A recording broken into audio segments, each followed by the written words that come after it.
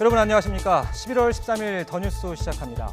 노정면 앵커의 휴가로 오늘부터 사흘 동안 여러분과 함께합니다. 자유한국당 나경원 원내대표가 잠시 후 검찰에 출석합니다. 지난 4월 동물국회라는 오명을 남긴 국회 패스트트랙 충돌 사태와 관련한 피고발인 신문입니다. 당 지도부 방침에 따라 고소 고발된 한국당 의원 60명은 그동안 경찰과 검찰 소환에 모두 불응해왔습니다. 이를 진두지휘했던 원내 사령탑으로서 어떤 발언을 내놓을지 잠시 후 출석 현장 연결해서 직접 들어보겠습니다. 먼저 주요 뉴스 정리합니다.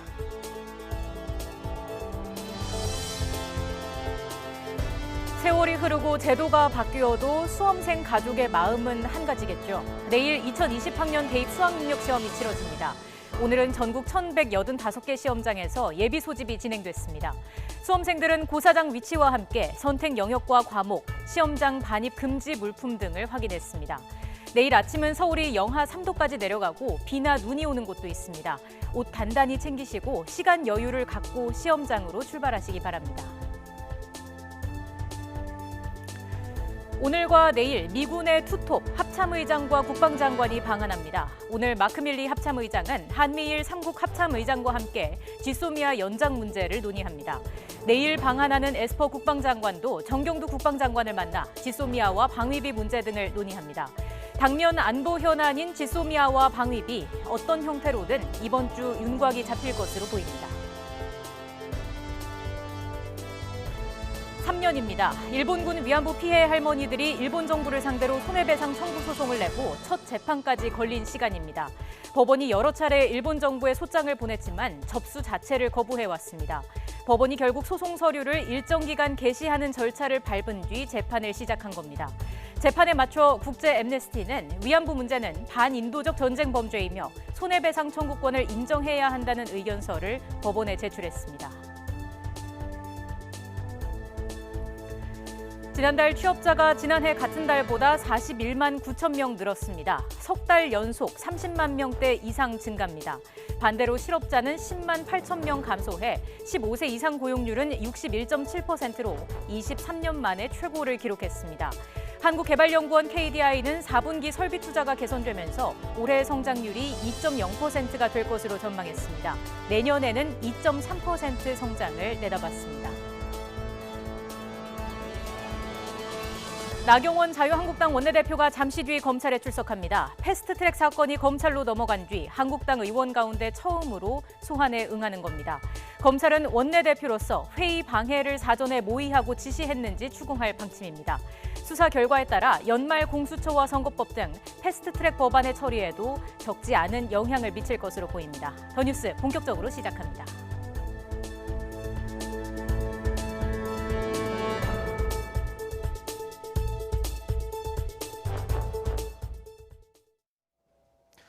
네, 나경원 자유한국당 원내대표가 잠시 뒤 검찰에 출석합니다. 패스트트랙 사건으로 고소 고발된 한국당 의원 60명 가운데 첫 출석입니다. 현장에 취재기자 나가 있습니다. 송재인 기자. 네, 서울 남부지방검찰청에 나와 있습니다.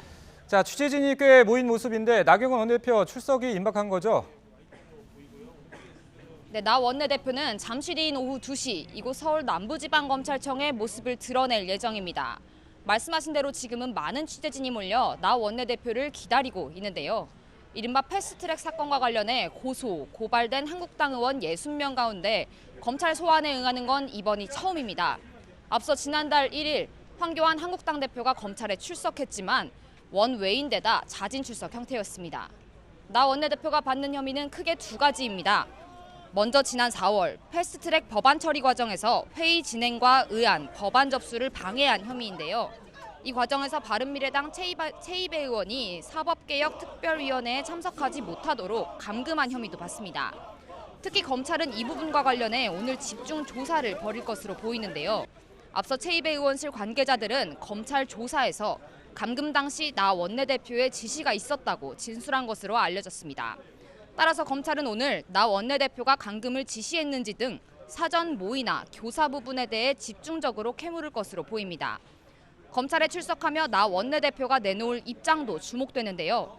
앞서 감금 사태가 바른미래당의 불법 사보임에서 비롯됐고 날치기 법안 처리를 막으려면 단체 행동이 어쩔 수 없었다는 취지의 의견서를 검찰에 냈습니다. 황교안 대표도 자진 출석 당시 비슷한 입장을 밝히기도 했습니다. 나 원내대표에 이어 한국당의 다른 의원들이 개별적으로라도 소환에 응할지가 관심사인데요.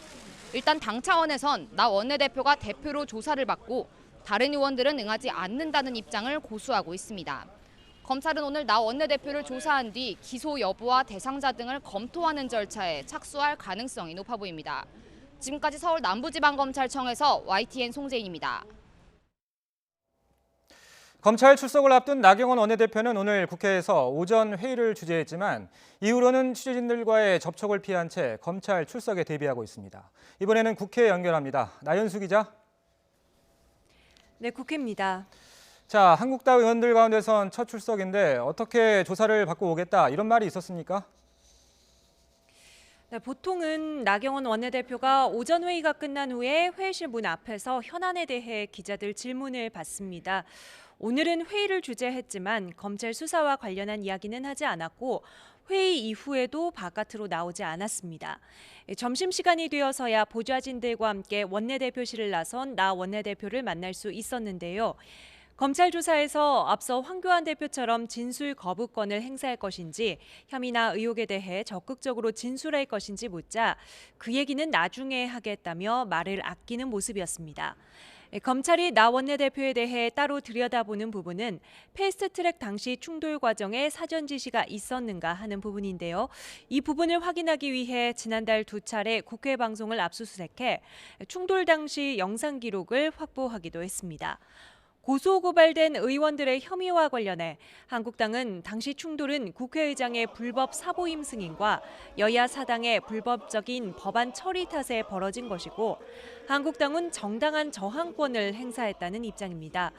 한국당 정우택 의원은 오전 회의에서 불법 사보임이 잘못된 것이고 정치적으로 이 문제를 이용하려는 정부 여당의 잔꾀가 있지 않길 바란다 이렇게 말하기도 했는데요. 수사 대상에 오른 한국당 현역 의원들은 지금까지 아무도 수사에 응하지 않았고요. 도리어 지도부는 해당 의원들에게 공천 가산점을 주겠다는 발언으로 논란을 빚기도 했습니다. 앞서 지난 1일 저의 목을 치고 거기서 멈추라며 검찰에 자진 출석한 황교안 대표는 5시간 조사 동안 진술 거부권을 행사했습니다. 자, 여야 간에 맞고소 맞고발이 있었죠. 다른 당 의원들은 지금 조사를 받고 있는 거죠? 네, 이번 사건 수사 대상에 오른 의원들은 여야를 모두 합쳐서 110명이나 됩니다. 자유한국당 의원들 60명 이외에도 더불어민주당이 40명, 바른미래당 6명, 정의당 3명, 문희상 국회의장까지 올라 있는데요. 한국당을 제외한 다른 당 의원들은 경찰 수사 단계부터 피고발인, 피고소인, 참고인 조사 등을 받아왔고 최근에는 바른미래당 권은희 의원과 민주당 박찬대 원내대변인이 검찰 조사를 받았습니다. 어제는 정의당 윤소아 원내대표와 의원들이 대검찰청에 항의 방문해 강남일 차장검사를 만나기도 했습니다. 엄정한 법 집행을 강조하던 검찰이 유독 한국당 의원들만 봐주게 하는 것 아니냐며 사건을 엄정하고 신속하게 처리하겠다는 대국민 메시지를 발표해달라, 최이배 의원 감금 사건 연루자들을 우선 기소해달라, 그리고 총선 예비후보 등록일인 다음 달 17일 이전까지는 수사를 완결해달라, 이렇게 3가지를 요구했습니다. 검찰에게도 당 현역 의원들을 대표해서 출석하는 나경원 원내대표에게도 경고와 압박을 보낸 셈입니다. 자, 다른 내용도 살펴보겠습니다. 어제 저희 YTN이 보도한 내용인데 조국 전 법무부 장관 후임으로 여러 명이 거론되다가 최근에는 민주당 추미애 전 대표가 급부상하고 있다고요? 네, 추미애 의원이 법무장관에 적합하다는 의견을 이미 청와대에 전달했다고 민주당 핵심 관계자가 YTN과 만나 확인했습니다. 추미애 의원은 헌정사상 최초로 지역구 5선 여성으로 2016년 8월부터 2년 동안 민주당 대표를 맡아 박근혜 전 대통령 탄핵과 문재인 대통령 당선, 지난해 6.13 지방선거 압승까지 이끌었습니다. 판사 출신으로 법조계와 정계 모두 이해가 넓다는 점도 여권에서는 강점으로 꼽고 있습니다. 최 의원은 앞서 당대표 시절이던 2017년 9월 국회 교섭단체 연설에서도 직접 검찰개혁을 거론하기도 했는데요. 당시 연설 다시 한번 보시죠. 국민 80%가 꾸준하게 고위공직자 비리 수사처 설치와 검찰과 경찰의 수사권 조정에 찬성하고 있습니다. 견제와 균형이 작동되는 진정한 검찰 개혁. 문재인 정부가 약속했고 이제 국회가 답해야 할 차례입니다. 네, 최 의원 측은 장관직 제의 여부에는 확답을 피했지만 문재인 정부에서 언제 어떤 카드로든 쓰일 수 있다는 마음의 준비는 늘 하고 있다. 이런 말로 여지를 남겼습니다. 조국 전 장관 사퇴 이후 참여정부 민정수석을 지낸 전해철 의원 그리고 판사 출신인 박범계 의원 등도 거론되어 왔는데 현재는 후보자에서 멀어진 상태입니다. 이른바 조국 사태 후폭풍을 수습하고 검찰개혁을 밀고 갈 후임자인 만큼 문 대통령도 고심에 고심을 거듭할 것으로 보입니다. 지금까지 국회에서 전해드렸습니다. 2020학년도 수능 하루 전인 오늘은 수험생 예비 소집일입니다. 수험생들은 예비 소집에서 수험표와 유의사항 안내문을 받은 후 수험표에 기재된 선택 영역과 과목이 원서 접수 때 자신이 선택한 내용과 일치하는지를 확인해야 합니다. 이어 시험 당일 입실 시각에 맞춰 도착할 수 있도록 미리 시험장과 시험실 위치를 확인해야 합니다.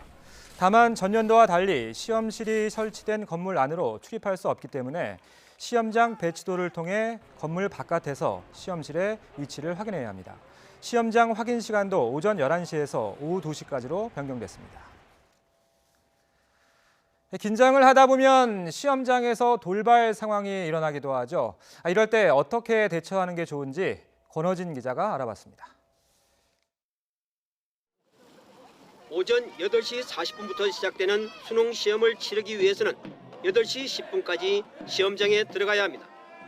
그런데 이런저런 사유로 시험장에 늦게 도착했을 경우 어떻게 해야 할까요? 원칙적으로 답안지 배부 시간인 8시 25분까지는 입실할 수 있게 해줍니다. 하지만 문제지 배부 시간인 8시 35분까지 입실 여부는 시험장 책임자가 결정하고 8시 40분 이후에는 입실이 안 된다는 점 염두에 둬야 합니다. 수험생이 실수로 시험장을 잘못 찾아갔을 때는 시험 관계자가 배정된 시험장으로 안내해 줍니다. 그러나 시간 관계상 이동이 힘들 경우 등교한 시험장에서 선택 유형에 따른 응시가 가능하며 그곳에서 시험을 치를 수 있습니다. 수험생이 사고를 당해 일반 시험실에서 시험을 볼 수 없게 되면 시험장 내의 구급차나 별도의 시험실에서도 가능합니다. 시험 도중 갑자기 몸이 아플 경우 감독관에게 얘기하면 보건실로 이동해 볼 수 있고 시험장 책임자 판단에 따라 시험 시간 연장도 가능합니다. 지하철 등의 고장으로 수험생들이 지각하는 사태가 발생하면 시험 관련 기관이 경찰청과 구청 등의 협조를 받아 긴급 차량을 동원해 데려다 준다는 점도 알아둘 필요가 있습니다. 모든 게 수험생을 위해서 존재하기 때문에 수험생들이 그렇게 걱정하지 말고 그냥 모든 것을 수능 본부에다 맡기는 게 제일 좋다는 생각이 들어요. 수능 출제 기관인 한국교육과정평가원이 발간한 시험 당일 돌발 상황 대처 요령은 각 시도교육청 홈페이지에서 확인할 수 있습니다. YTN 근호진입니다.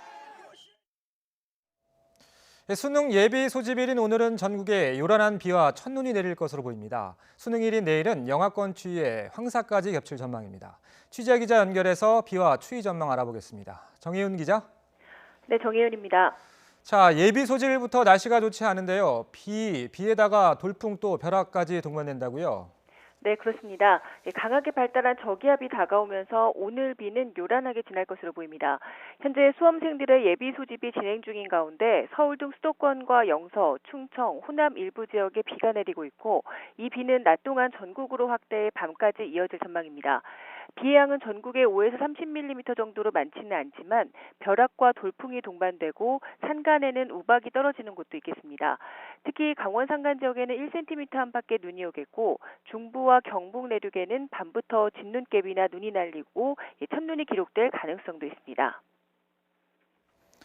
자, 수능일인 내일은 기온이 크게 떨어질 전망인데 한파특보까지 내려졌다고요?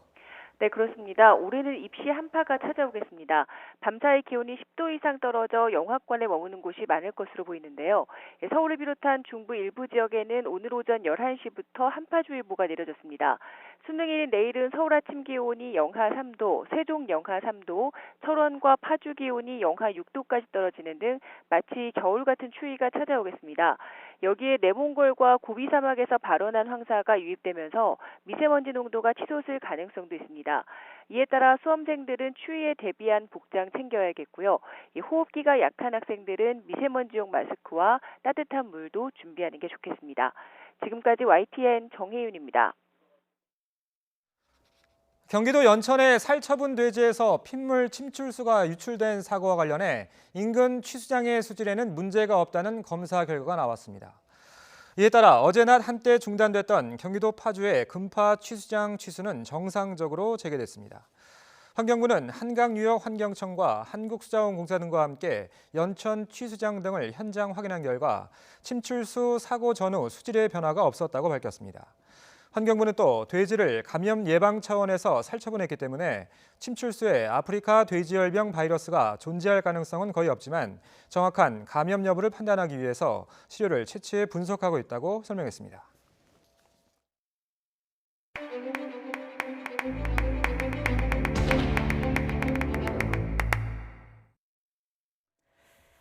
취업자가 석 달째 전년 같은 달 대비 30만 명 이상 증가하며 회복세를 이어가고 있습니다. 그러나 제조업과 40대의 고용 한파는 계속 이어지고 있습니다. 취재기자 연결합니다. 백종규 기자. 네, 경제부입니다. 네, 지난달 취업자가 40만 명 넘게 늘었다고요? 네, 지난달 취업자가 지난해 같은 달보다 41만 9천 명 증가했습니다. 지난 8월부터 석 달 연속 30만 명대 이상의 증가폭을 기록했습니다. 15살 이상 고용률은 61.7%로 1년 전보다 0.5%포인트 올랐습니다. 10월 기준으로 지난 1996년 이후 23년 만에 최고치입니다. OECD 비교 기준인 15살에서 64살 고용률은 67.3%로 역시 1년 전보다 0.5%포인트 상승했습니다. 같은 기준으로 통계를 작성한 지난 1989년 이후 10월 기준으로 30년 만에 가장 높습니다. 지난달 실업자는 86만 4천 명으로 1년 전보다 10만 8천 명 감소했습니다. 실업률은 3%로 1년 전보다 0.5%포인트 하락했습니다. 하지만 40대와 제조업의 고용 한파는 여전한 상황입니다. 40대의 고용률은 모든 연령대에서 상승한 것과 반대로 0.6%포인트 줄었고 제조업 취업자는 1년 전보다 8만 1,000명 줄며 19개월 연속 감소했습니다. 통계청 역시 40대는 인구 증감의 변수를 고려해도 고용 상태가 좋지 않았다고 평가했습니다. 지금까지 경제부에서 YTN 백종규입니다. 국책연구기관인 한국개발연구원 KDI가 올해 우리 경제 성장률이 2.0%가 될 것으로 예측했습니다. 지난 3분기 성장률이 낮아서 올해 연간 성장률이 1%대 후반에 머물 것이라는 예상을 웃도는 전망치입니다. 내년에는 우리 경제가 2.3% 내외로 성장할 것으로 내다봤습니다. 보도에 오인석 기자입니다. 3분기 경제 성적표가 0.4% 성장에 그치면서 올해 연간 성장률 2.0%는 사실상 무산됐다는 평가가 지배적이었습니다. 투자와 소비가 부진하고 재정 지출도 80% 가까이 쏟아부어 여력이 많지 않기 때문입니다. 하지만 KDI는 올해 우리 경제가 2.0% 성장할 것으로 전망했습니다. 설비 투자가 상반기 마이너스 12.3%에서 하반기에는 마이너스 1.1%로 축소폭이 대폭 줄고 정부 기여도는 전년보다 크게 상승할 것이라는 점을 근거로 제시했습니다. 우리 경제는 2020년에 내수와 수출의 개선이 제한적인 수준에 머무르면서 2019년 2.0%보다 소폭 높은 2.3% 내외의 성장률을 기록할 것으로 전망했습니다. 앞서 IMF와 OECD는 올해 우리 경제 성장률을 2.0%와 2.1%로 전망했습니다. KDI는 내년엔 우리 경제 성장률이 올해보다 소폭 상승할 것으로 예측했습니다. 무엇보다 수출과 설비 투자 개선을 꼽았는데 수출은 신흥국들의 경기 개선과 함께 글로벌 반도체 수요가 늘면서 증가할 것으로 설비 투자는 기저효과 등으로 반등할 것으로 전망했습니다. 수출 수요가 좀 늘어나면 그게 반도체를 중심으로 한 우리 주력 산업의 어떤 투자 수요로도 이어질 수 있기 때문에 그 부분이 어느 정도 반영돼 있다. 반환등 수치가 8% 증가 이 정도로 잡아놨다고 보시면 될 것 같고요. 앞서 홍남기 경제부총리도 민간 활력을 높여 내년 성장률이 2.3% 이상이 되도록 하겠다고 강조했습니다. KDI는 단기적으로 경기 회복을 뒷받침하기 위해 완화적 통화 정책과 확장적 재정 정책이 필요하다고 권고했습니다. YTN 오인석입니다. 정부가 국민의 노후 생활 안정 차원에서 주택연금 가입 대상을 기존의 60살 이상에서 55살 이상으로 낮추기로 했습니다. 기획재정부와 금융위원회, 고용노동부 등 정부 부처로 구성된 범부처 인구정책 태스크포스는 오늘 경제활력대책회의를 열고 이런 내용을 담은 주택연금 활성화 방안을 발표했습니다. 또 주택연금에 가입할 수 있는 주택은 시가 9억 원 이하에서 공시가 9억 원 이하로 확대하는 방안을 추진하고 전세를 준 단독 다가구 주택이나 주거용 오피스텔도 주택연금 가입을 허용할 예정입니다. 정부는 이처럼 제도를 바꿀 경우 135만여 가구가 주택연금 가입 대상에 추가로 포함될 것으로 예상하고 있습니다. 위안부 피해 할머니들이 일본을 상대로 낸 손해배상 청구 소송의 첫 변론 기일이 오늘 진행됩니다. 소송이 제기된 지 3년 만인데 일본 정부의 비협조로 재판이 순조롭게 진행될지는 여전히 미지수입니다. 강희경 기자가 보도합니다. 지난 2016년 12월 위안부 피해 할머니 11명은 일본 정부가 위안부 생활을 강제해 막대한 정신적, 육체적 고통을 입었다며 일본을 상대로 손해배상 소송을 냈습니다. 하지만 지난 3년 동안 제대로 된 재판은 한 번도 열리지 못했습니다. 상대는 일본 기업이 아닌 정부로 법원이 여러 차례 소장을 전달했지만 접수를 거부하고 반송했기 때문입니다. 결국 법원은 소송 서류를 법원 게시판 등에 일정 기간 게시하면 소송 서류가 전달된 것으로 보는 공시송달 절차를 밟았고 오늘 오후 5시 피해 할머니들이 낸 민사소송의 첫 변론 기일을 진행합니다. 하지만 일본의 비협조로 시간이 하염없이 흐르는 사이 김복동 할머니 등 5분은 이미 세상을 떠났습니다. 일본 정부가 법적으로 사죄와 배상하기 전에는 위로금은 100억이 아니라 1000억을 줘도 우리는 받지 않겠습니다.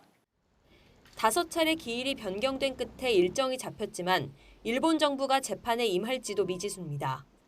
일본은 국제법상 주권 면제 원칙에 따라 소송이 각하돼야 한다는 입장입니다. 정의기억연대와 민변은 오늘 재판에 앞서 일본 정부의 주장이 피해자들의 인권을 재차 침해하고 있다고 규탄할 방침입니다. 또 이번 소송이 피해 할머니들의 마지막 권리투쟁이 될 것으로 보인다며 사법부에서 정의로운 판단을 내려달라고 요청할 계획입니다. 3년 만에 열리는 첫 재판에는 피해자 할머니 2분이 직접 출석할 예정입니다. 재판을 하루 앞두고 국제 엠네스티는 일본군 위안부 문제는 국제법상 반인도적 전쟁 범죄라며 손해배상 청구권을 인정해야 한다는 법률 의견서를 법원에 제출했습니다. YTN 강희경입니다. 한미일 3국 합참의장이 이번 주 비공식 협의를 진행할 것으로 알려졌습니다. 마크 밀리 미 합참의장의 방한에 맞춘 겁니다. 종료가 임박한 한일 군사정보보호협정, 쥐소미아 연장 여부에 대해 집중적으로 논의할 것으로 보입니다. 임성호 기자입니다. 일본을 방문 중인 마크 밀리 미 합참의장이 오늘 우리나라를 찾습니다. 내일 열리는 한미 합참의장 간 연례회의인 한미 군사위원회에 참석하기 위해서입니다. 밀리 의장 방안에 맞춰 한미일 3국 합참의장 협의도 진행될 것으로 전해졌습니다. 주된 의제는 다음 주 종료되는 한일 군사정보보호협정 지소미아 연장 여부로 미일의 강공이 예상됩니다. 방안에 앞서 일본을 찾은 마크 밀리 합참의장은 지소미아 연장을 강하게 압박했습니다. 미국과 일본에서 한국을 분리시키는 건 명백히 중국과 북한의 이익이 된다며 한미일은 함께하고 어깨를 나란히 할 때 강력하다고 밝힌 겁니다. I can practically guarantee that it will be part of our conversations when we're in Korea next week, but it's something that we would like to see resolved. 로버트 에이브럼스 한미연합사겸 주한미군 사령관도 지소미아 연장 압박에 동참했습니다. 에이브럼스 사령관은 한국 언론과의 인터뷰에서 한일 지소미아가 없다면 한미일 공조가 그만큼 강하지 않다는 잘못된 메시지를 보낼 위험이 있다고 주장했습니다. 또 지소미아의 기본 원칙은 한일 양국이 역사적 차이점을 뒤로하고 지역의 안정과 안보를 최우선으로 한다는 메시지를 지니고 있다고 거듭 강조했습니다. 15일에는 한미 국방장관 회담도 열릴 예정이어서 한일 지소미아 연장과 방위비 추가 부담을 요구하는 미국의 압박이 이번 주 최고조에 달할 것으로 보입니다. YTN 임성호입니다. 시위에 참여한 학생이 경찰이 쏜 실탄에 맞는 사건이 발생하면서 홍콩은 전쟁터를 방불케 할 정도로 혼돈 속으로 빠졌습니다. 도심 상점과 대학 교정이 화염에 휩싸였고 이른바 넥타이 부대까지 시위에 나서 예측 불허의 사태로 이어지고 있습니다. 김상우 기자가 보도합니다. 대학 캠퍼스 곳곳이 밤늦게까지 화염에 휩싸이는 등 말 그대로 전쟁터로 변했습니다. 6월에 시위가 시작된 이후 처음으로 경찰은 대학 내까지 들어와 시위 주도자 체포에 나섰습니다. 학생들은 우산 등을 방패로 삼아 화염병을 던지며 격렬하게 저항했습니다. We are very angry about the regime and the government who is trying to stop us from living in a way that we live. Because this is not a fight of the present. This is a fight for the whole generation. 시위는 시내 중심부에서도 격렬했습니다. 도심 상점과 대형 크리스마스 등도 화염에 휩싸였습니다. 주로 주말에 진행되던 시위는 평일 이른바 여명행동이라는 방식으로 아침 일찍부터 시작됐습니다. 도로를 막고 지하철 등의 운행을 방해하는 시위를 벌였습니다. 곳곳에 교통대란이 이어졌습니다. 점심시간에는 넥타이를 맨 직장인들까지 나서는 이른바 함께 점심 먹기 행동 거리 시위가 진행됐습니다. 중국과 홍콩 당국은 체제 위협적인 시위라며 초강력 대응을 시사했습니다. But I just want to make it very clear that we will spare no effort in finding ways and means that could end the violence in Hong Kong as soon as possible. 홍콩 경찰은 성당 안에까지 들어와 체포하는 등 무차별적인 강경 진압에 나섰습니다.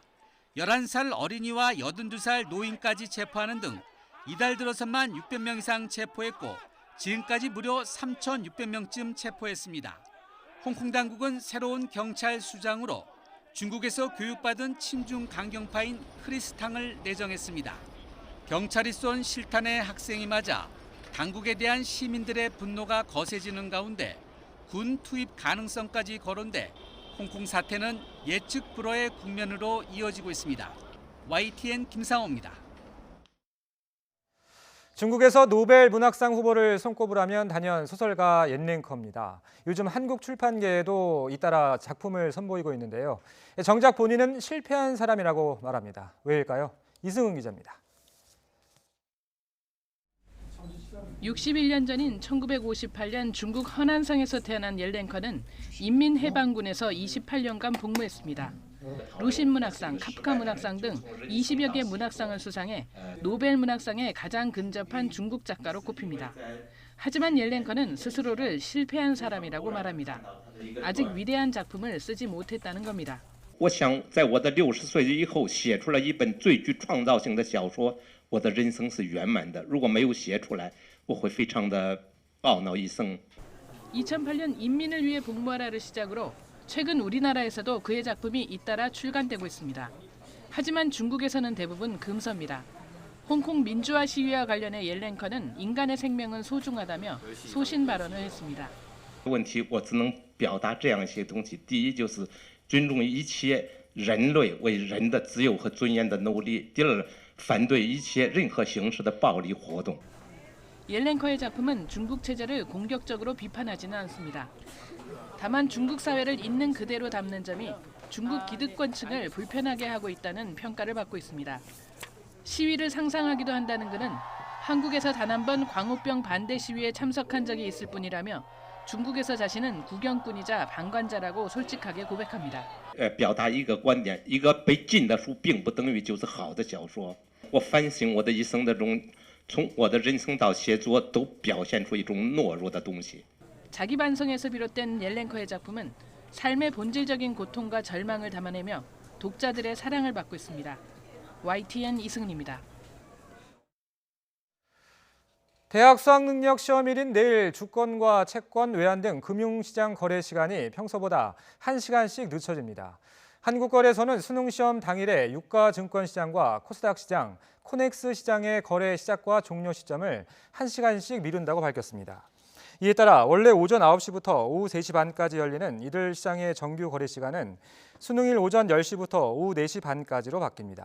또 전국 모든 은행의 영업시간도 오전 10시부터 오후 5시까지로 1시간씩 늦춰집니다. 직장인들이 서울에서 가장 선호하는 근무지는 강남 일대인 것으로 조사됐습니다. 취업 포탈 사람이는 2,700여 명을 대상으로 선호 근무지를 조사한 결과 강남 일대라는 응답이 전체의 42%였다고 밝혔습니다. 시청과 광화문이 25%로 2위를 차지했고 여의도와 구로, 가산 디지털 단지, 잠실, 송파가 뒤를 이었습니다. 이들 지역을 선호하는 이유로는 교통편이 가장 좋아서라는 답이 전체의 절반을 넘었습니다. 국내 경영학 전공 학생과 직장인을 대상으로 한 기업 평판 조사에서 삼성전자가 1위에 올랐습니다. 기업 평가 사이트 CEO 스코어와 글로벌 평판 커뮤니케이션 연구소가 400여 명을 조사한 결과 삼성전자는 재무성과 항목에서 높은 점수를 얻으며 전체 1위를 차지했습니다. 2위는 혁신과 근무 환경, 비전과 리더십 항목에서 각각 1위에 오른 SK하이닉스가 차지했습니다. 또 LG전자와 카카오, 네이버, 메일유업, 오뚜기, 현대자동차, 유한킴벌리 등이 10위권에 이름을 올렸습니다. 남성들이 좋게 평가한 10대 기업에는 SK와 현대차가 있었지만 여성 조사 결과에서는 두 회사는 없었고 메일유업과 신세계, 아모레퍼시픽이 포함돼 차이를 보였습니다. 독도 소방 헬기 추락사고 해역에서 어제 수습한 시신은 박담비 대원으로 확인됐습니다. 헬기 추락사고 범정부 현장 수습 지원단은 지문 대조와 DNA 검사 결과 박담비 소방관으로 최종 확인됐다고 밝혔습니다. 지금까지 사고 해역에서 헬기 부기장과 정비실장, 응급환자였던 선원, 박대원까지 모두 4명의 시신이 수습됐습니다.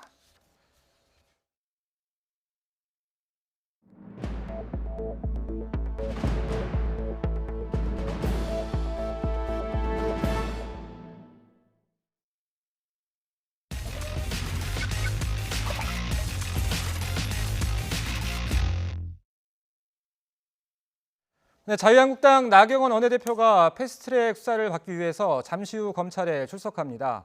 지난달 1일 황교안 대표가 검찰에 출석한 지 43일 만이자 한국당 현역 의원으로는 첫 출석입니다. 다른 한국당 의원의 이딴 출석으로 이을지 관심인데요. 그런가 하면 미군의 핵심 수뇌부가 오늘과 내일 한반도에 집결합니다. 전국 현안과 한반도 관계, 여의도 훈장, 정치 구단에게 들어보겠습니다. 더운수정치 대한신당 박지원 의원 나오셨습니다. 안녕하십니까? 오랜만입니다. 예, 방송에서 뵙는 거는 한 1년 만인 것 같은데 오랜만에 뵙습니다. 저는 아침마다 뵙습니다. 아 예. 자, 지금 말씀 중이신데요. 나경원 원내대표가 지금 출석하고 있는 것 같은데요. 현장 그림 자 지금 함께 보고 계신데, 자 검은색 승용차에서 지금 나경원 원내대표가 하차를 했고요. 지금 자 기자들이 지금 앞에 포토라인을 치고 있는데 그쪽까지 지금 비를 맞은 상태에서 걸어오고 있는 상황입니다. 자, 검찰 수사에 임하는 각오 밝힐 것으로 보이는데요. 들어보겠습니다.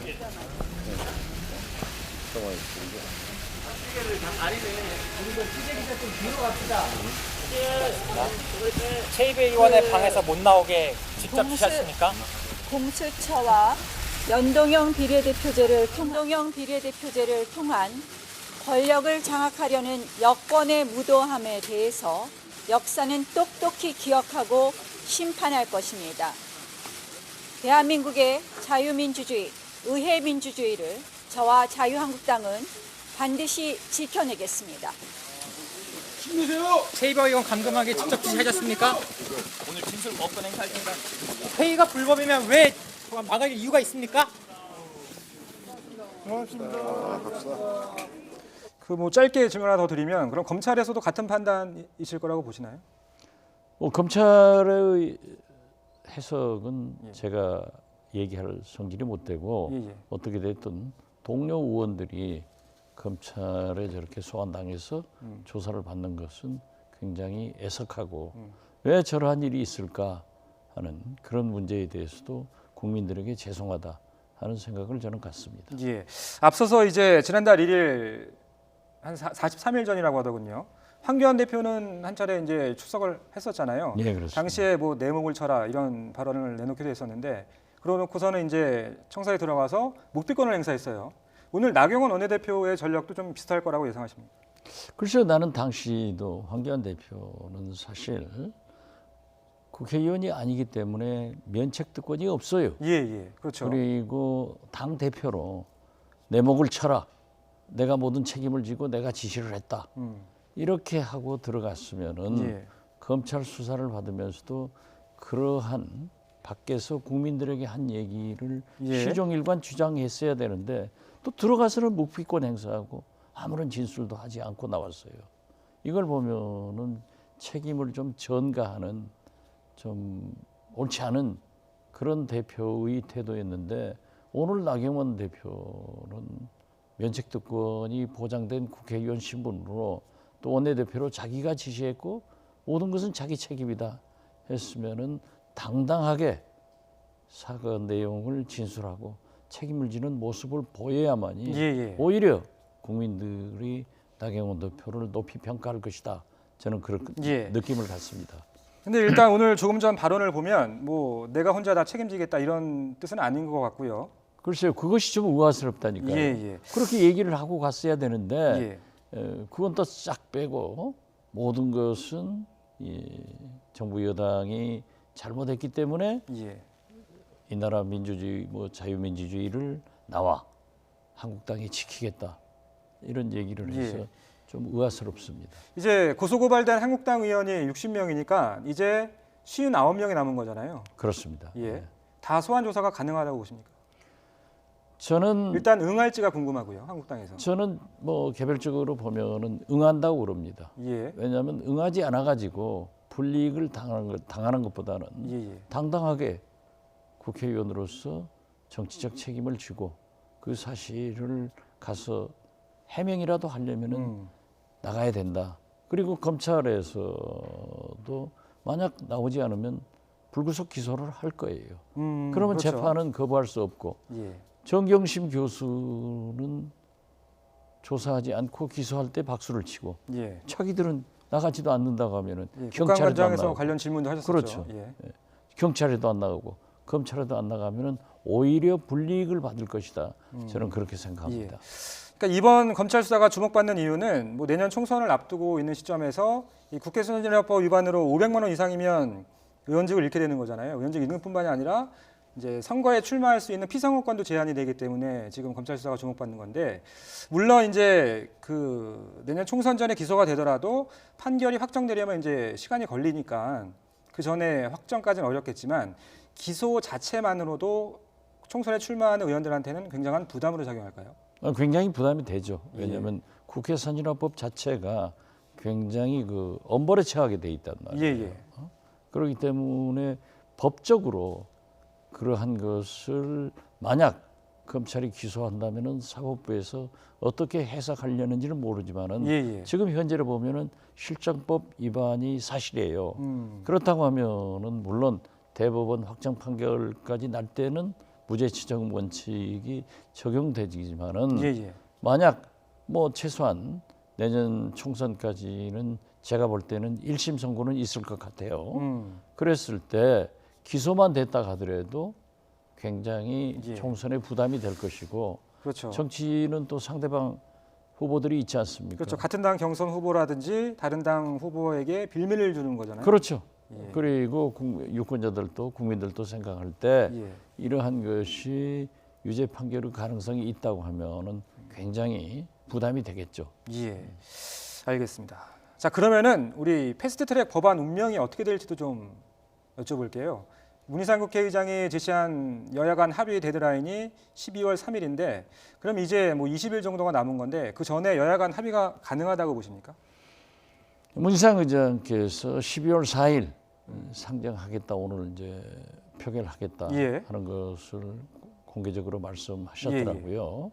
그리고 저는 지금까지 민주당 지도부가 적극적으로 나서서 산술적으로 과반수 의원들을 확보하고 있어야 된다. 즉 300명, 지금 298명이지만은 151석을 가지고 있어야 만약 패스트트랙이 표결되더라도 통과시킬 수 있는데 그러한 노력을 좀 해라. 의지가 부족한가요? 아니면은? 그런데 그런 노력이 좀 미진했어요. 그러고 보니까 사실 가장 중요한 것은 민주당 의석이 과반수 의석이 안 되기 때문에 저희 대한신당이 캐스팅 보트를 가지고 있는 거예요. 그러니까 오히려 우리는 이끌어갈 수 있는 힘이 있습니다. 그래서 좀 대화가 됐는가 했더니 최근에 와서는 이 민주당의 이인영 대표와 우리 대한신당의 유성엽 대표도 많은 대화를 했다고 하고 저한테도 민주당 책임 있는 중진들이 이번 개혁 입법은 꼭 통과시키도록 협조해달라 그런 얘기를 하는 걸 보면은 지금 사실 민주당 외 대한신당, 정의당, 바른미래당의 일부 그리고 평화당, 무소속 이런 의원들을 합치면은 과반수 이상이 되기 때문에 사실 통과도 가능하지만 그렇죠. 그 선거구 조정 문제에 대해서 아직까지 불투명합니다. 그래서 지금 현재로는 저는 얼마 전까지 민주당의 노력이 부족하기 때문에 그 민주당의 노력을 촉구하는 의미에서 어둡다. 이렇게 돼서는 다른 방송에서 인터뷰를 하신 걸 보니까 선거법도 공수처법도 어려워졌다 이렇게 말씀하셨더라고요. 그런 취지에서 말씀하시는 거죠? 그렇습니다. 왜냐하면 민주당이 자기들이 깃발 들고 나를 따르라 하면은 군소정당이 다 따라갈 것으로 생각하면 잘못이다. 그런데 다행히 민주당이 적극적으로 설득을 하고 있기 때문에 저는 통과의 가능성도 높지만은 아직까지는 어둡게 봅니다. 그러니까 기본적으로 그 의원님께서 말씀하시는 걸 들어보니까 민주당 쪽에서 뭐 공수처 설치에 대한 어떤 의지는 갖고 있지만 선거제 개혁에 대한 의지가 좀 부족한 것 아니냐 이런 생각을 갖고 계신 것 같아요. 그렇습니다. 왜냐하면은 지금 현재 우리나라는 단원제인데 지역과 인구를 한꺼번에 커버가 돼야 되거든요. 그런데 지금 현재 WTO에서 개도국 포기도 했다고 하면은 농어촌 균형 발전이 어려워집니다. 그리고 인구 감소로 인해서 결국 현 선거구대로 하면은 수도권과 대도시는 국회의원 수가 늘어날 수 있지만은 지방 소도시와 농어촌은 완전 피폐가 되지 않느냐. 그러니까 균형 발전을 위해서도 저는 또 여러 의원들은 증원을 요구했지만은 국민 여론은 나쁘잖아요. 무슨 증원이냐. 오히려 국회를 없애라, 줄여라 하는 것이 많죠. 그렇기 때문에 예산을 동결하는 범위에서 증원을 하면 좋겠다 하는 생각을 지금도 가지고 있습니다. 그리고 그러한 것을 얘기를 해보면은 어젯밤에 우리 대한신당 의원들도 밤 9시에 간담회를 가서 의견을 나눠보면은 선거구 조정에 대해서는 다 반대하고 있어요. 그렇기 때문에 저는 돌려 말하면 지역구 축소에 대해서는 좀 반대하신다는 거죠. 완전히 호남의 경우는 현재가 28석입니다. 영남은 65석입니다. 그런데 지금 현재 계산을 하면은 영남이나 호남이 7석씩이 줄거든요. 삼성전자에서 100억은 별로 큰 돈이 아니지만은 중소기업에서는 1,000만 원도 큰 돈이에요. 그렇기 때문에 65석에서 7석 줄는 영남은 58석이 되지만은 퍼센테이지로 보면 비교하기가 좀 어렵죠. 어렵죠. 우리 호남은 28석에서 안 그래도 적은데 7석 줄여버리면은 더 어렵기 때문에 지역 균형 발전을 위해서도 선거구 조정은 좀 심각하게 보자 이런 의견이 많습니다. 그렇기 때문에 어둡다 그렇게 보죠. 자, 그러면은 지금 패스트트랙에 올라 있는 안은 지역구가 225석, 비례가 75석인데 지금 말씀하시는 걸 들으면은 5당이 다 생각이 다르잖아요. 선거제 개편에 대해서는. 그렇습니다. 그럼 여야 간 합의가 가능한 선거제라는 게 있습니까? 지금 현재 민주당에서도 240석 얘기가 나오더군요. 아니요. 10% 30석 정도는 증원을 하자 하는 속내를 가지고 있지만은 원체 한국당은 270석으로 줄이자. 그렇죠. 이건 파퓰리즘이죠. 국민들이 거기에서 하는 건데 그래서 좀 어렵다 이렇게 봅니다. 그렇기 때문에 만약 패스트트랙 중에서 비교적 검경 수사권 조정 같은 경우에는 저도 사개특위 검경 소위원인데요. 여야 간에 70~80% 거의 90% 합의가 됐어요. 아, 그런가요? 그리고 공수처 신설에 대해서는 저희도 굉장히 찬성을 합니다. 또 한국당이 반대를 하는 거죠. 그렇기 때문에 그 문희상 의장이 애초에 말씀한 대로 만약 11월 달에 검경 수사권 조정과 공수처 신설 등 검찰개혁법을 상정했으면은 그건 무난하게 통과됐을 거예요. 그런데 이제 처음에 패스트트랙 상정할 때 사당 합의가 선 선거구 조정 후 검찰개혁 입법이기 때문에 만약 12월 4일에 그러한 순서대로 표결을 한다고 하면은 선거구 조정 문제에서 어려움이 있다. 그래서 저는 지금도 어둡게 보는 겁니다. 뭐 여야 논의 매일같이 저희가 이제 국회 그 기자들이 리포트하는 걸 들으면 오늘도 합의 불발, 오늘도 합의 불발. 내일은 어떻게 되는지 한번 지켜보도록 하겠습니다. 아마 합의되기는 어려울 거예요. 그렇기 때문에 민주당이 가장 좋은 것은 군소정당을 설득해가지고 합의를 해서 통과시키지 않으면은 한국당은 패스트트랙 처음에도 합의 안 했잖아요. 나중에 나경원 대표가 합의해서 조정해서 처리하겠다라고 했다가 약속했는데 의원청에서 인준을 못 받았어요. 그렇기 때문에 한국당은 선거구 조정이건 검경 수사권 조정이건 공수처 신설이건 모든 것을 반대하기 위해서 태어난 정당같이 반대하고 있단 말이에요.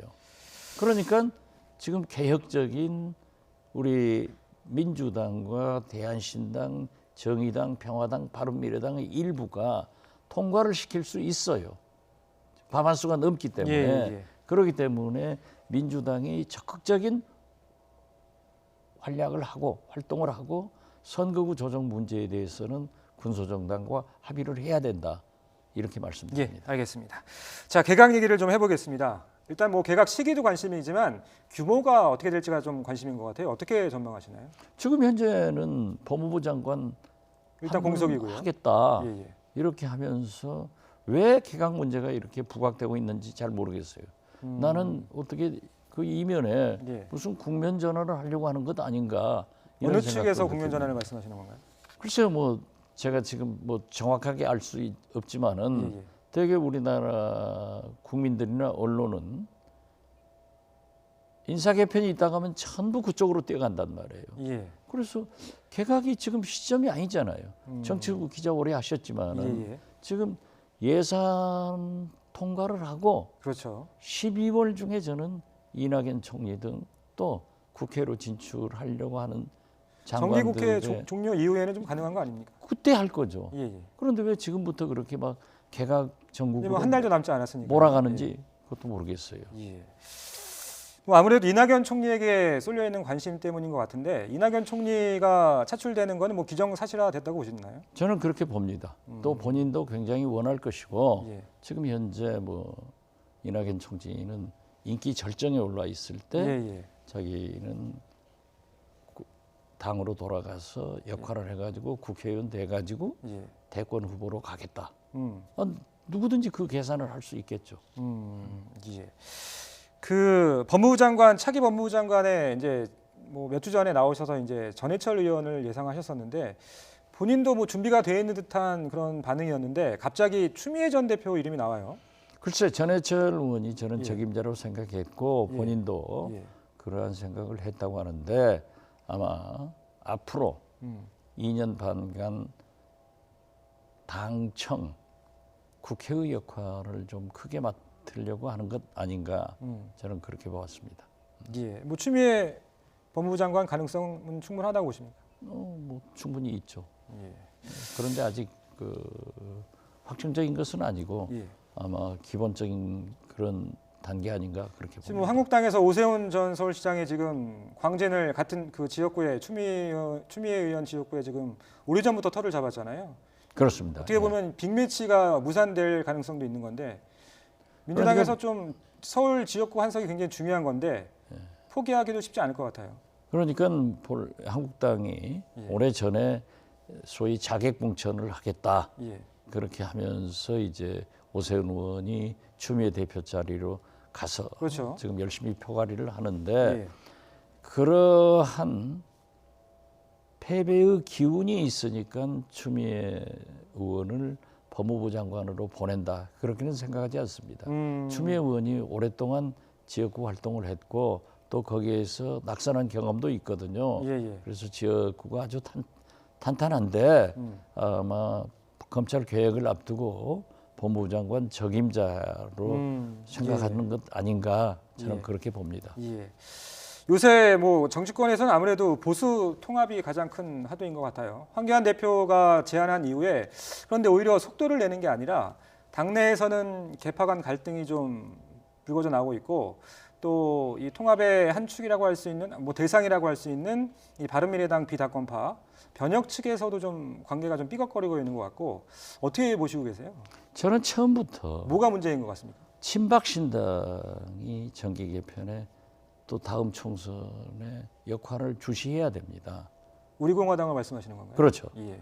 그렇기 때문에 저는 보수 대연합 뭐 정치 오래 하셨으니까 총선 때는요 출마자 수요자가 많단 말이에요. 그러니까 공급처 정당이 생기기 마련이에요. 그래서 총선은 분열로 선거를 치르고 대통령 선거 때는 각 진영에서 한 사람씩 나오기 때문에 통합이 됩니다. 그래서 저는 총선 분열, 대선 통합 이게 우리 정당사의 역사인데 지금 뭐 유승민, 변혁 그분들도 처음에 하자. 그러나 공천 보장을 받아야 되는 거예요. 그러니까 서로 개파 간 당별 또 사용하고 있는 계산기가 좀 다른 거죠? 다르죠. 그렇기 때문에 황교안 대표는 보수 대연합 대통합을 부르짖었지만은 친박신당 우리 공화당은 당신들은 박근혜 탄핵에 앞장섰던 사람들은 제외시킨다 하는 전제가 있고 그렇죠. 유승민 뭐 강을 건너자 하다가 과거를 묻지 말자로 갈 거예요. 그렇지만은 우리 현역 의원들과 몇 사람은 공천을 보장해라. 여기에 전 이명박 대통령 때 정무수석을 한 박형준 교수 같은 분들이 역할을 하고 있잖아요. 그분들도 지분을 내놔라. 그렇게 되면 현역 의원들 있기 때문에 굉장히 어려움이 있을 거예요. 그래서 저는 소위 황교안 대표가 얘기하는 보수 대연합, 보수 빅 텐트는 어렵다. 역시 스몰 텐트 그대로 가고 만약 변혁, 유승민 대표 등이 온다고 하면은 공천 보장을 해줘야 되기 때문에 그랬을 때 상대적으로 민주당은 이해찬 대표에 의거해서 불가리 공천, 개혁 공천을 하고 여기는 변화 없는 지분 나눠먹기 공천을 하면은 총선 결과가 어떻게 될 것이냐. 그래서 저는 굉장히 어렵다 이렇게 봅니다. 뭐 어렵다고 표현해 주셨는데 사실상 뭐 불가능한 건 아니냐 이런 진단인 것 같고요. 저는 안 되리라고 봅니다. 그리고 빅텐트는 안 된다. 김무성 의원과 꽤 친분이 있으시잖아요. 어제 뭐 발언 내용이 여러 방송에 나왔었는데 들으셨습니까? 네, 들었습니다. 본인도 이제 불출마 의사를 거듭 밝혔고. 뭐 김무성 의원은 이번에는 쉬어야 한다고 했는데 그럼 다음에는 나올 수 있다라는 건지 김무성 의원이 지금 그리는 그림은 어떤 겁니까? 김무성 의원은 보수의 집권을 위해서는 지금 현재 다선 의원이나 대권을 꿈꾸는 분들은 소위 좋은 밭인 영남을 떠나서 험지 수도권에 가서 출마해봐라 이런 얘기인데 본인은 하지 않겠다고 이미 오래전부터 얘기를 했습니다. 자, 맞는 말씀인데 그것도 저는 잘 안 되리라고 봅니다. 정치권 이야기는 여기서 좀 줄이고 화제를 좀 바꿔볼게요. 미군 수뇌부가 지금 뭐 한반도 전문가시니까 미군 수뇌부가 오늘부터 잇따라 이제 한반도로 총 집결을 하는데 미국 입장에서는 한일 지소미아 문제가 우선인지 방위비 분담금 협상이 우선인지 어떻게 보시나요? 사실 방위비 문제는 트럼프 대통령이 강하게 5억 달러 이상을 말씀하셨다고 하니까 그러지만은 제가 알고 있기로는 국방성이나 국무성 한반도 전문가들은 이건 좀 과도하다 하는 얘기를 하지만은 역시 미국도 대통령이 지시하면은 얘기를 못 하더라고요. 뭐 옛날 영화 로버트 레드포드가 나온 All the President만 모두 대통령 사람들이 움직이는 거예요. 그러니까 그건 강하게 요청을 하고 있고 지소미아 문제는 한미일 이 공조를 위해서 만약 북중러가 저렇게 불락화된다고 하면은 우리도 한미일 공조가 돼야 된다.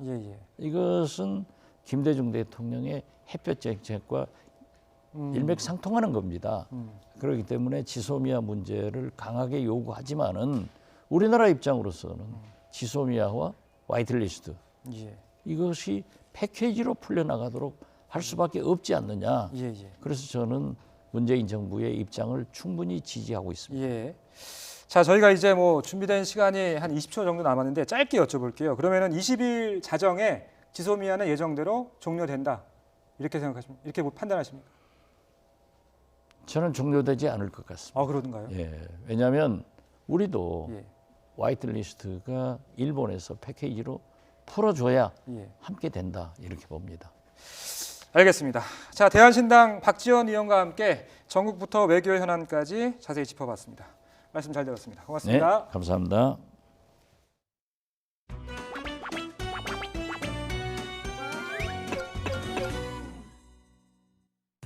현재로 봐서는 일본이 수출 규제를 했던 세 가지 품목에 대해서 대응을 잘한 걸로 이제 보입니다.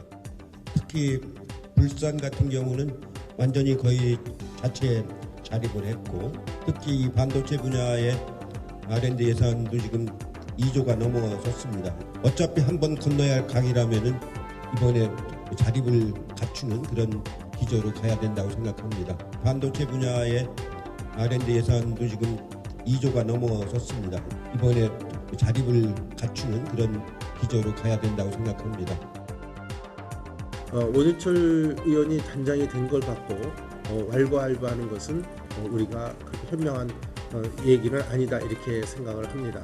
지금 추진하는 거 보면 유승민 계를 갖다가 마치 영입하는 것이 보수 대통합인 양 이렇게 잘못 판단되는 경향이 있어서 저는 이 말씀을 좀 드리고 싶습니다.